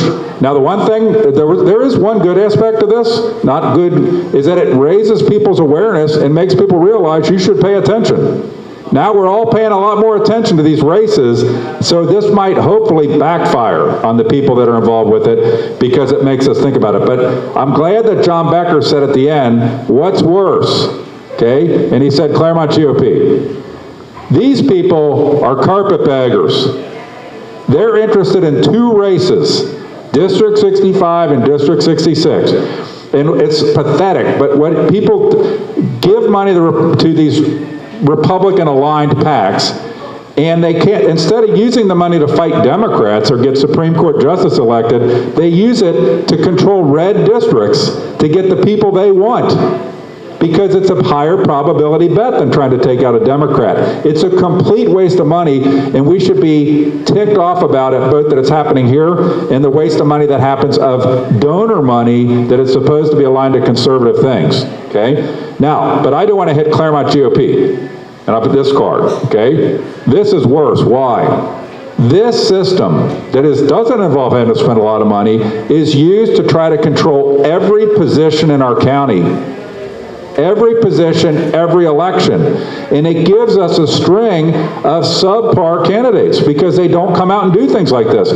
We get the Archie Wilsons, okay? Now, some of the things on these cards, there's truths in these things. They're all like twisted exaggerations in most cases, but there's truths that some of the things that, had we known them during the endorsement process, would have had an effect on the crooked endorsement. So there's people that would not have gotten endorsed if these things were known, the true parts of them, okay, at the time. So this low-cost system that gives you no information on candidates, they call this a voter guide. What's the guide? The names. That's the guide. This is worse because it tries to control every position in our county. These people will go away once this election is done, and then hopefully there'll be reform, or the voters will repudiate this system, and and as a result, we'll have a different scenario 2 years, 4 years, 8 years from now. Thank you. Next question. This has to do with childhood sexual abuse. Currently, there's no help in Claremont County for those adults who have fallen to being victims of childhood sexual abuse. How would you open the door to make help available to these people? 1 in 4 girls or 1 in 6 boys will be sexually assaulted by age 18. John. First of all, there's been some great questions tonight, so I want to thank everybody, whoever's writing these questions down. You've done a great job of coming up with some really thoughtful questions. In this case, there's different county agencies that the commissioners don't control, but they have some control over. And we have our senior citizen department, there's the mental health, there's the health department. So there's a number of agencies, but none of these agencies are working together. There's also, besides the abuse you're talking about in the question, there's elder abuse too, where older people are being abused, and now the senior services works with our local police really good to get help to those senior citizens. I think the same thing has to happen in the case of the sexual abuse. It starts with the county sheriff. I think we have a great county sheriff. Steve Leahy is running unopposed. He's the one guy on that voter card that I would put an X and then circle his name. Sheriff Leahy does a great job. And as a commissioner, my job would start by meeting with him, because you have to have experts who know about these things, and I'm not an expert on this topic, but I'm going to go to people who are experts, and then I'm going to bring the other agencies together. I don't know if they ever meet, maybe they do, I'm not aware of it, but the different agencies we have in the county need to have a central meeting and talk to each other and coordinate their efforts, because they have a lot of the same problems that crisscross over. So I think being a good commissioner would be the person who's take a leadership role and get these people together and have a meeting and then decide the best course of action. But my course of action would be to start with the sheriff, because he is an expert. Yeah, so we're talking criminal acts here. So, that's, also that's an important part of my platform is public safety. And public safety includes the sheriff's office, the courts, and incarceration, that is the county jail. So, I'd like John's answer. I'm not sure I can add a whole lot to that. Just that, when these things happen, when there's credible allegations, they need to be investigated and people need to be prosecuted. I saw a TV show documentary thing probably 6 months ago, and it was talking about, you hear about, like if a pedophile goes into prison, how they usually get killed pretty quick, that the inmates, won't tolerate this. But maybe everybody knew this and I never thought about it, so the number one reason of that is because most people that are hardcore inmates were abused sexually as children. So it's not the moralistic reaction, it's a reaction to the pain that these people have ended up on the wrong side of horrible acts, have endured. I'm not even in office, and I probably have a person come to me once, maybe every month and a half, if I were with some story about this stuff. And a lot of times, I don't know what to do, and I've met with several people about it, and I think the key thing is looking for patterns. And I think patterns, and that's what I always tell these, let's help me find somebody who has a pattern of the same kind of problem. When it involves, a lot of times they're involving a agency falling down, or not pursuing something, or being sloppy and not remedying a situation. And the people coming to me have a lot of pain. Even sometimes it's kids, they're not their kids. It's like they have a lot of pain because they know it's not been remedied and the kid's going to be subject to this again. I don't 100% know how to deal with it. It's kind of like when I got asked a question about why don't you have something about the drug epidemic on your platform, and I've already talked to the sheriff about that issue. But I think there's agencies like Child Services and others that, one, are not transparent enough right now. They are not transparent. A lot of these agencies don't have to be that transparent. Obviously, we don't want to be transparent with private information, but metrics and statistics of what's going on in our county, we should know that. And we should know that when certain allegations are made, are things, I had somebody come to me with allegation of a child rape situation where Kentucky was trying to prosecute it and they couldn't get the people from Claremont County to respond to them. Think about that. The sheriff in Kentucky was trying to prosecute somebody for a child rape in Claremont County and could not get child safety services to respond to them. I already know the names for people who have talked to me of some of the good people in those organizations and in the prosecutor's office that are fighting that, but we got to make sure that those organizations don't get sloppy or lazy. By the way, it's a hard thing. Imagine if you are an agency and have to deal with this all the time, you could get blind to it. You can get kind of dazed. We just need to sure, because every time this happens, it's a kid at risk, these kind of things we're talking about. But that really opened my eyes watching this documentary about the prison system, about what a high percentage of people in the prison system were sexually abused as children. So it's the other end of high-speed internet, creating the right environment in our county for children to become a great next generation of Claremont Countyans and hopefully conservative Claremont Countyans. All right. Well, by the mere fact that question was asked, it would appear that there's some problems with some agencies. Wouldn't you think?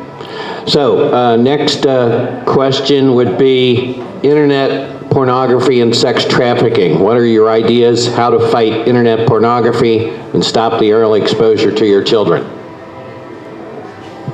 Well, that's a tough question because that crosses into First Amendment rights, and that it makes it very difficult to deal with. But once again, I think it's the same situation.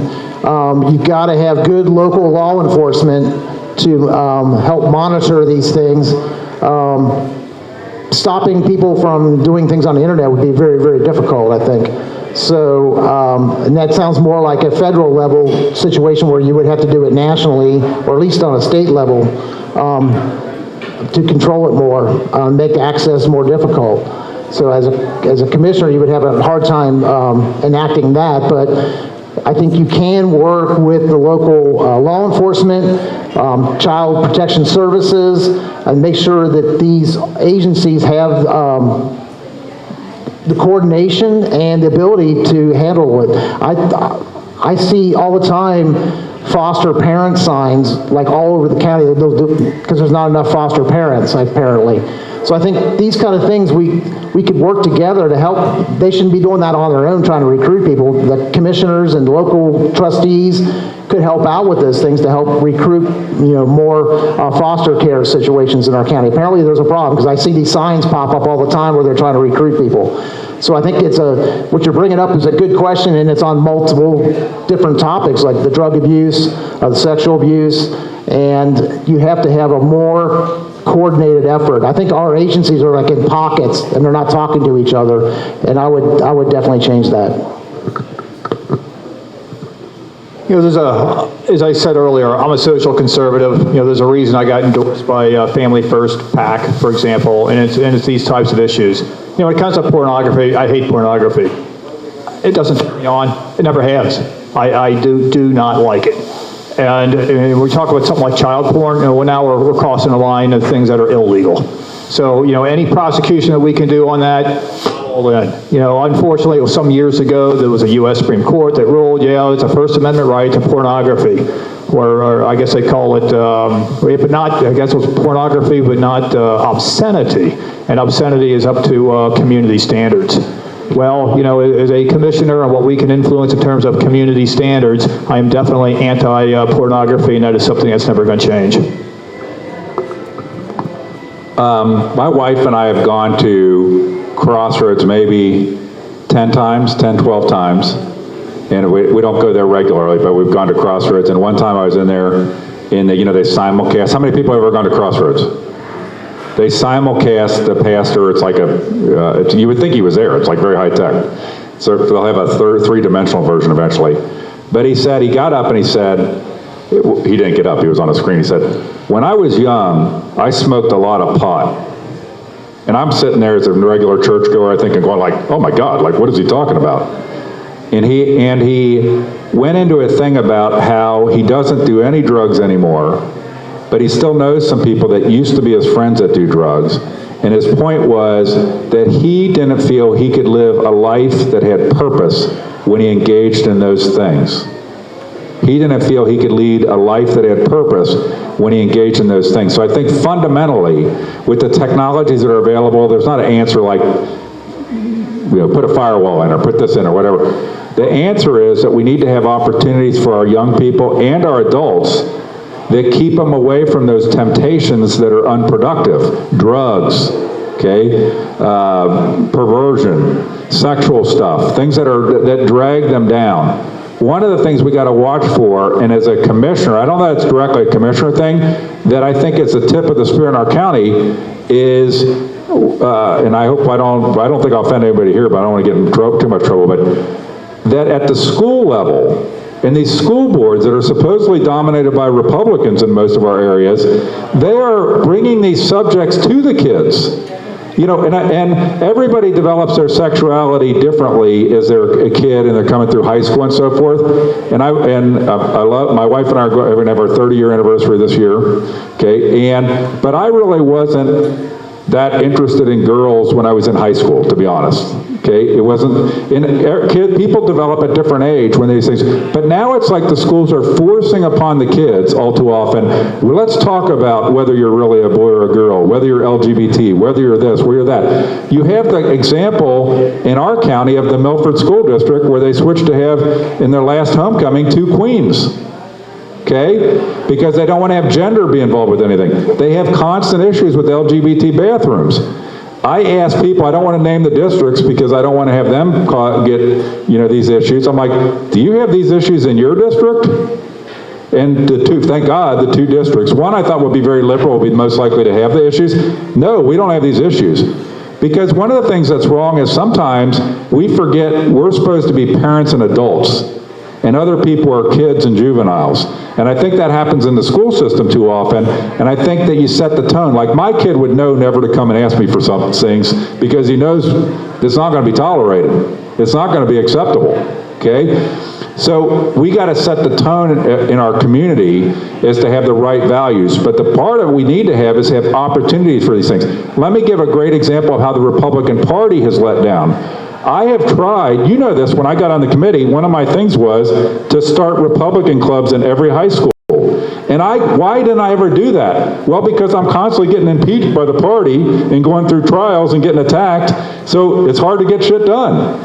But we as a Republican Party can help do that too, is give people something. The way to keep kids from doing bad things is give them good things to do. You're still going to have ones do bad things, you know, but we got to create an opportunity where people could, as that pastor said, that they can lead lives with purpose so they're not tempted by these things. When you have bad economy, mom and dad are on heroin, they live in a trailer park, there aren't good jobs, this. Those are the things that are, you know, it's putting people at risk because they look for the escapes from reality. And all these things are escapes from reality, and that's what we need to deal with in our county. Thank you. I'm going to try and get through these last couple of questions before we run out of time, too. But I'm kind of having fun. I'm learning a lot, and I'd be happy to have any of you gentlemen as our county commissioner in Claremont County, from what I've heard so far. Okay. Do your personal morals, spiritual beliefs help influence your decisions for the greater good of the people you serve?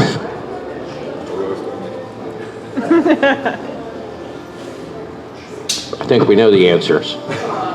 There's no doubt about that. I'm blessed. I have 2 great parents, and beyond that, I had great aunts and uncles. I had a great system of cousins. So I'm very fortunate. I think if you set that tone in your family that it's not acceptable to have these bad behaviors happen, and you try to steer your kids towards activities that will, like Chris said, keep them out of trouble. I think those kind of things make a big difference. We have a lot of great churches in Claremont County. I've met a lot of the local ministers. A lot of our churches are doing great things for our community. So we're very blessed to have a cross-section of different religions and religious beliefs setting that moral tone, and we need more of that. I think, personally, I go to St. Andrew's Church in Milford. I'm Catholic, but I think it's great that we brought Crossroads Church to Union Township. That brings in thousands of people to our community from other parts of the city that go to church there, and but there's a lot of other churches besides that. There's some really small churches that do great things. We have Empower Youth doing a great thing. We have Cincy Kids for Kids. We need to support those organizations. The Boys and Girls Club just opened a brand new branch in Mount Carmel. It's down by just real close to where the Kroger store is in Mount Carmel. So if you know kids that are especially at risk, there's a new Boys and Girls Club to get them involved in. I was a baseball coach and a softball coach. I have to say fast-pitch softball because they don't call it baseball, and the girls are very particular about that. But I spent a lot of time getting my shoes dirty and my socks dirty being out on the baseball diamond, because not particularly because I love baseball so much, but I really wanted to be with my kids. I really wanted to be with the other kids and be a good role model. So I think get involved in your community. Go teach. If you're retired, you can volunteer at your local elementary, help teach kids how to read and read with them.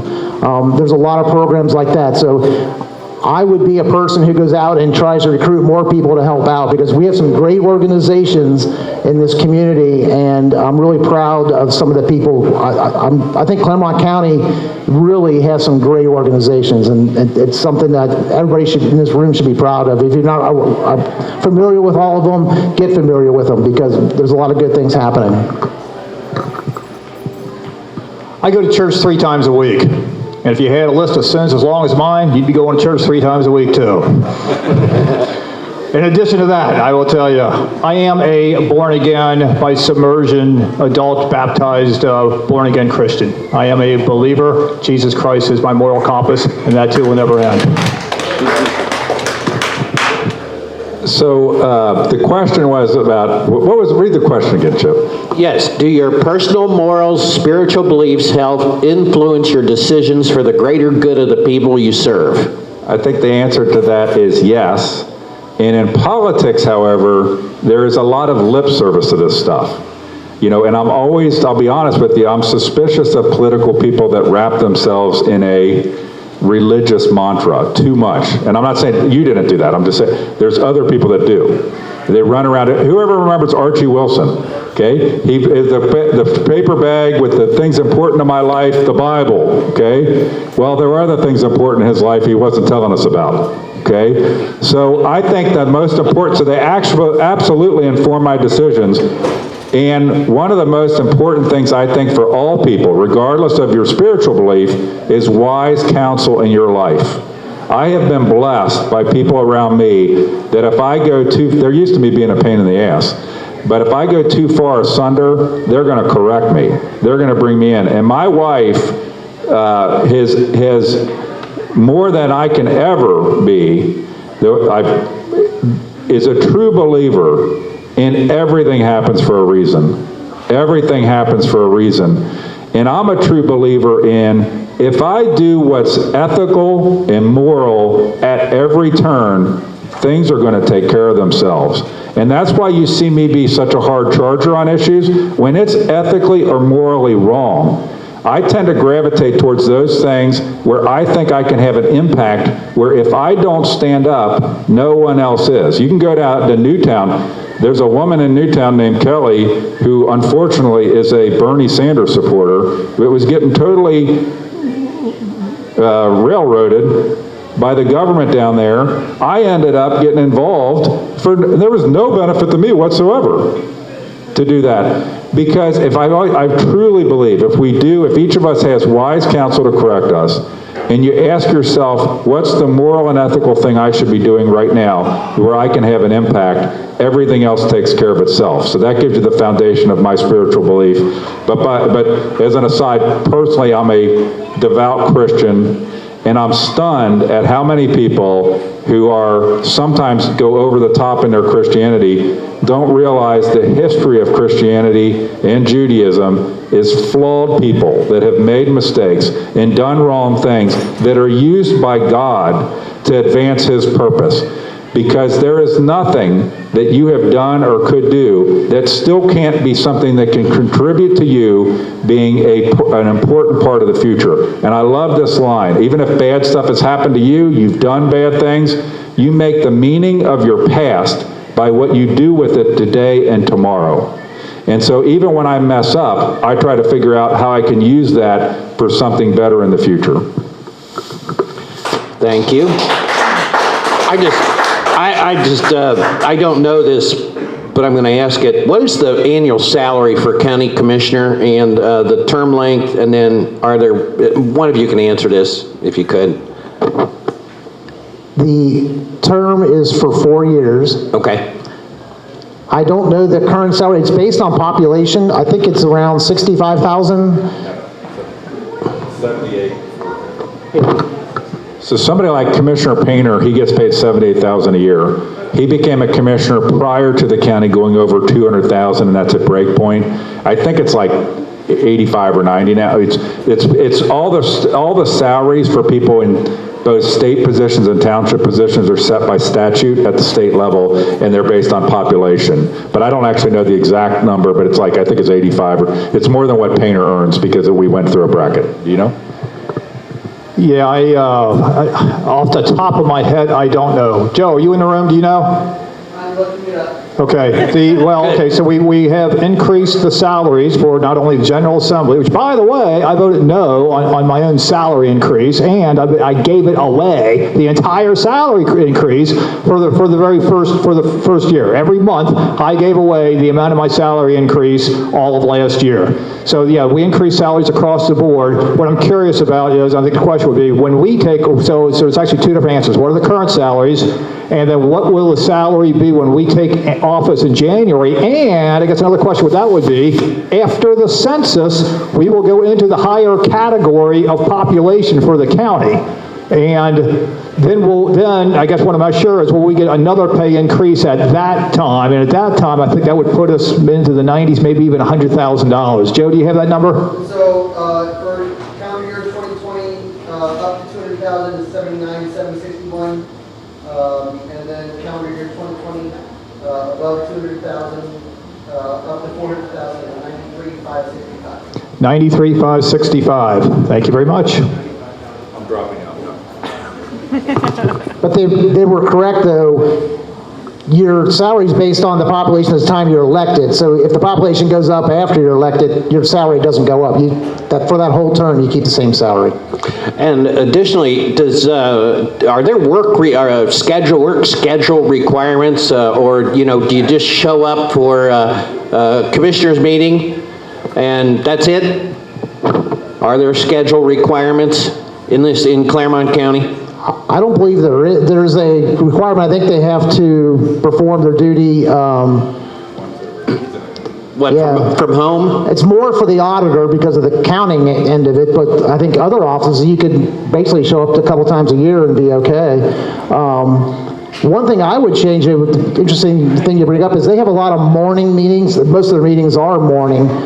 Most people are at work, or a lot of people are. I would Yeah, definitely do some. commissioner meetings. I would do some evening meetings, so people who work during the day would have an opportunity to go to a meeting. I think mix it up. Also move the meetings around. They always have it in their chambers.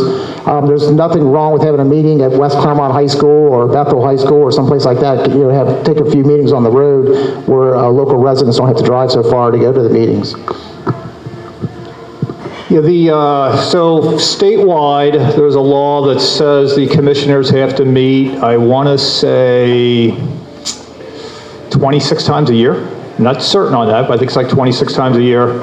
How many? The Painter said at one of the meetings, it's over 52. Oh, 52. That's why they have extra meetings during the first couple of months. I think Chris is right. So 52, something like that, which is why the first half of the year they tend to do 2 meetings a week, and then the last half of the year they'll do like 1 meeting a week, and they try to get their 52 number early. I'm fine with all of that.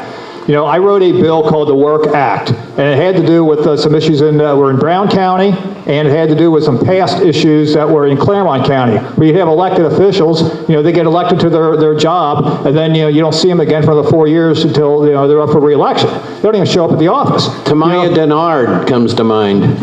Yeah, they're either, spending their summers up in Mackinac or their winters, down in Florida. So under current law, I think they have to actually, I think the word is, or the language is, perform the duty. Perform the duties of the office. Perform the duties of the office.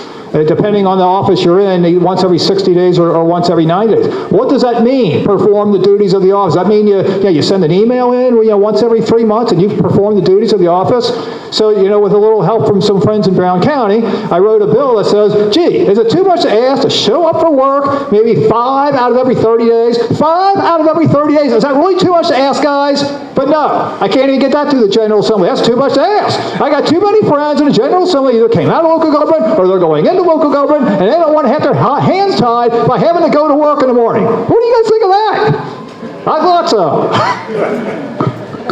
So I think we've addressed we've all been involved in that because I was the one that exposed, not because, a lot of things I exposed, it's not because of me, it's because people come to me with information, that we had hired in Claremont County the elected recorder of Brown County who had a full-time job in Claremont County. So the question is, when does she ever do a recorder job? By the way, Vicki Worley is sitting here, who is running for recorder in Brown County to try to unseat the person that wasn't going to the office.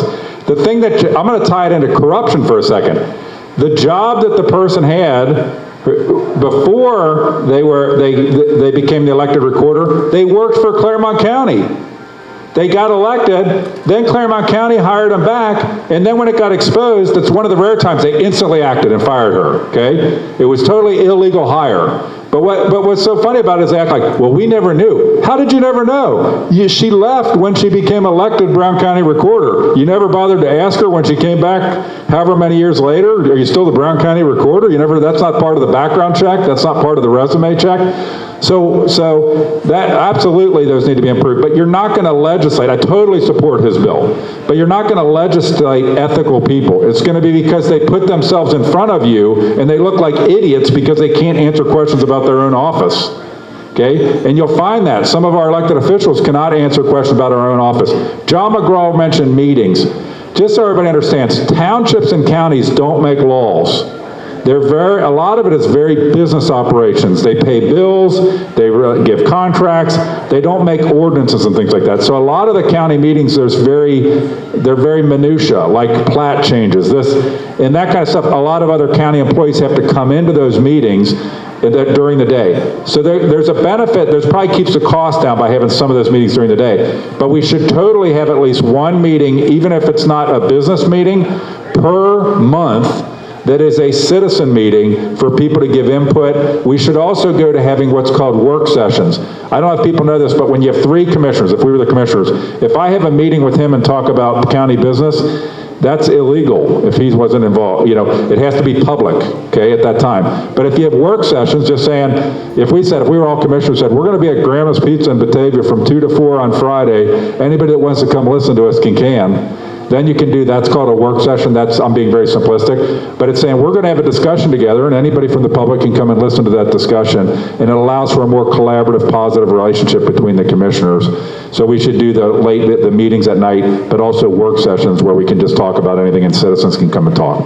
Well, we're almost out of time, but I'd like to throw one more out there. The only thing I get from the damn county is a tax bill. I get no information from the county commission, and anything I find out from the county is through Cincinnati media. So how can the county commissioners better communicate with the residents of the county?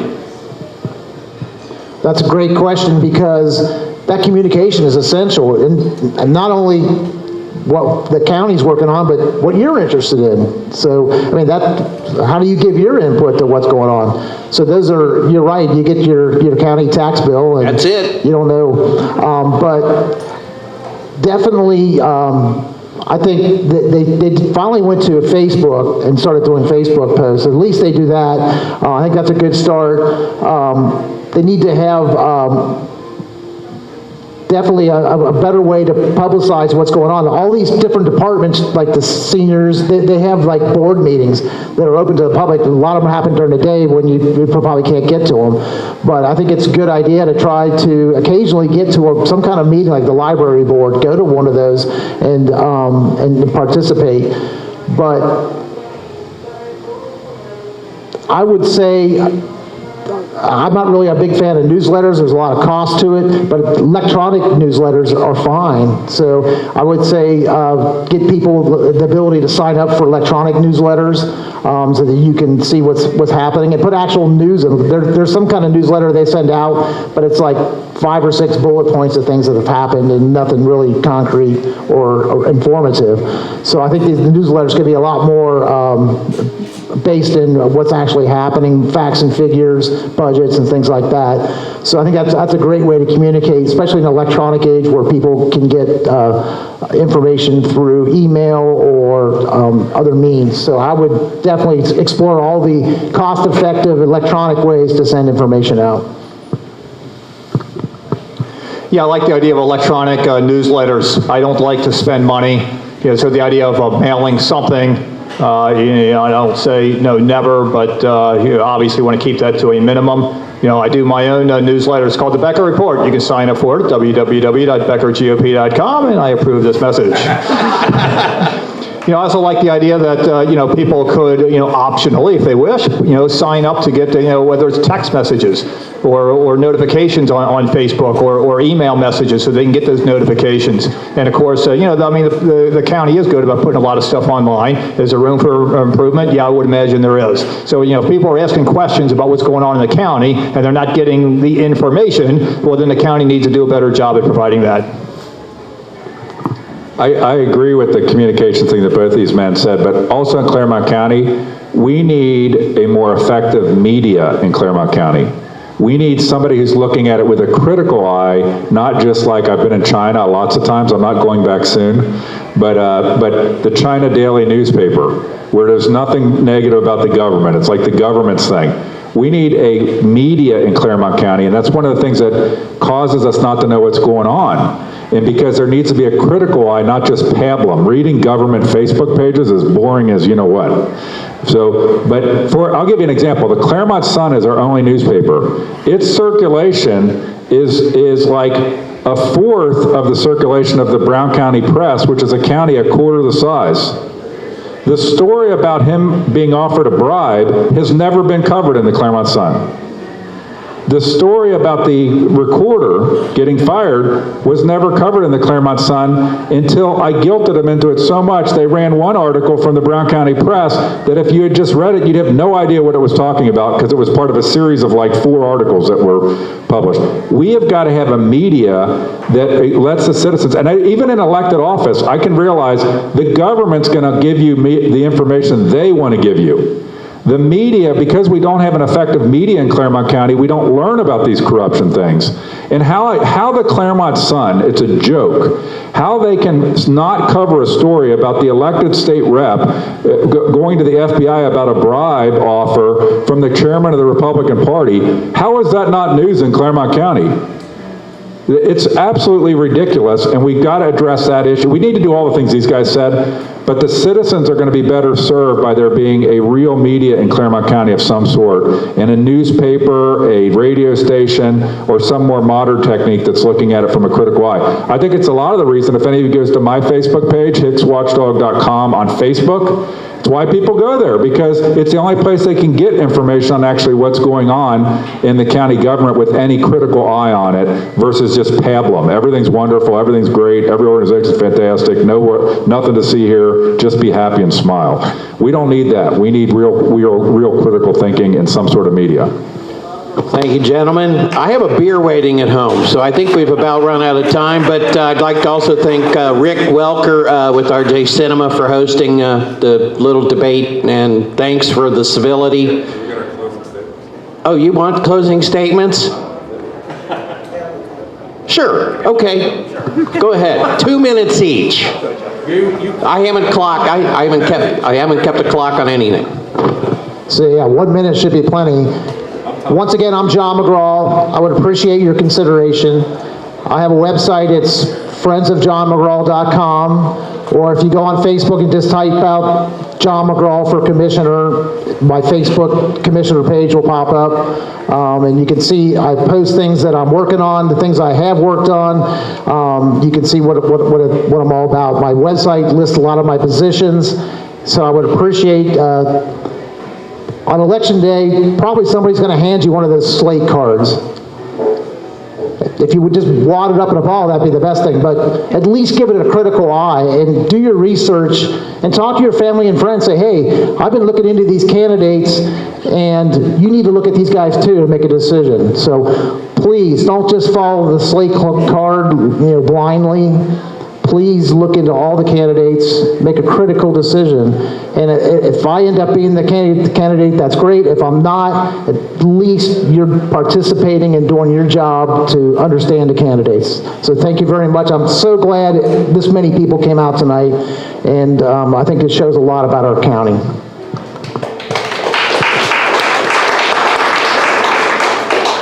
Yeah, I also want to thank everybody for coming here, and RJ's. This has been a great forum. And of course, thank Chip for doing his good work as well. So yeah, just to summarize, first off, what Chris doesn't know is yesterday I got an email from the Claremont Sun with about a dozen probing questions wanting to know all about that $50,000 bribe. And I've answered every one of those questions and gave quite a bit of a detail. Some of them, I got my wife reviewing it as long as she confirms I didn't say something stupid, which I'm fully capable of. Then I will send that in. So hopefully in next week edition, you're gonna see that published. So I'll just close again. I'm John Becker. I'm your state representative. I'm running for the commissioner's seat for the retiring Ed Humphrey. I'm the guy who's got the resume that checks all the boxes. I got the finance background. I got the MBA. I got the backing from the fiscal conservative groups and the social conservative groups, whether it be gun groups or right to life groups. And you might ask, why is it important that a gun group or right to life group endorse you? Well, commissioners do gun policy now. That was something, a recent change in a General Assembly allowing commissioners and trustees, for that matter, to allow concealed carry in the buildings under their control. So there is a policy issue on that. But what about the right to life issue? Well, not so much about policy on that, but it's an issue of character. So if a lot of people believe, and I believe it, if you're good on right to life, then you're good on the other issues as well. And that's why it's important to me to get those endorsements from Ohio Right to Life and Cincinnati Right to Life, because they do the vetting, they know the people, they know their track records, they know my voting record, and I've proven myself to all of these groups to fit the criteria of the ideal person. Thank you all very much.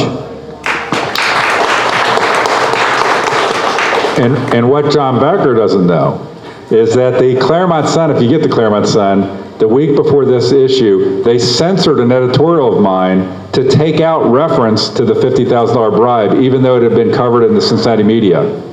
Then they ran an editorial this week by Greg Simpson saying that I had serially defamed people for 3 years. And I went to the leadership of the Claremont Sun and used that example as an incredible bias that makes no sense whatsoever, and it's absolutely ridiculous these stories aren't being covered. So I will take some credit for the fact that these guys are now, Brett Malam, the guy, the reporters they're just lazy. They need to do a better job. And I'm a big Dave Ramsey proponent, and Dave Ramsey says the way you get a better job, even if you're in a crummy job, is do it like you would do your better job. And we need a better media. It comes back to that media. I want to thank everybody for coming. I would like you to vote for me, but you don't have to. I'm paying for your drinks, the one drink thing. So, but it's not a bribe. I don't do bribes. Because I really believe in these things, and I think these gentlemen could say, I did a lot to make sure, and I appreciate all of us. When the League of Women Voters, they started a new rule that was, if any candidate would not come to a forum, the entire forum was canceled. So every forum got canceled by the League of Women Voters. What a joke! And that's when I went to you guys and said, let's do it anyway. Let's get forums going anyway. And we did it in the Union Township Republican Party. But I just want to thank you guys for coming. I think any of us up here are better and more qualified than the endorsed candidates. And hopefully you tell your friends. Take some extra cards with you from here that we have and give it to your friends and say, don't be a sheeple. Don't be a sheeple. Learn and get the right leadership in place. And there's some signs available, right? Yes, there's signs for all three of us over All here. right, thank you very much. Thanks, everybody, for coming.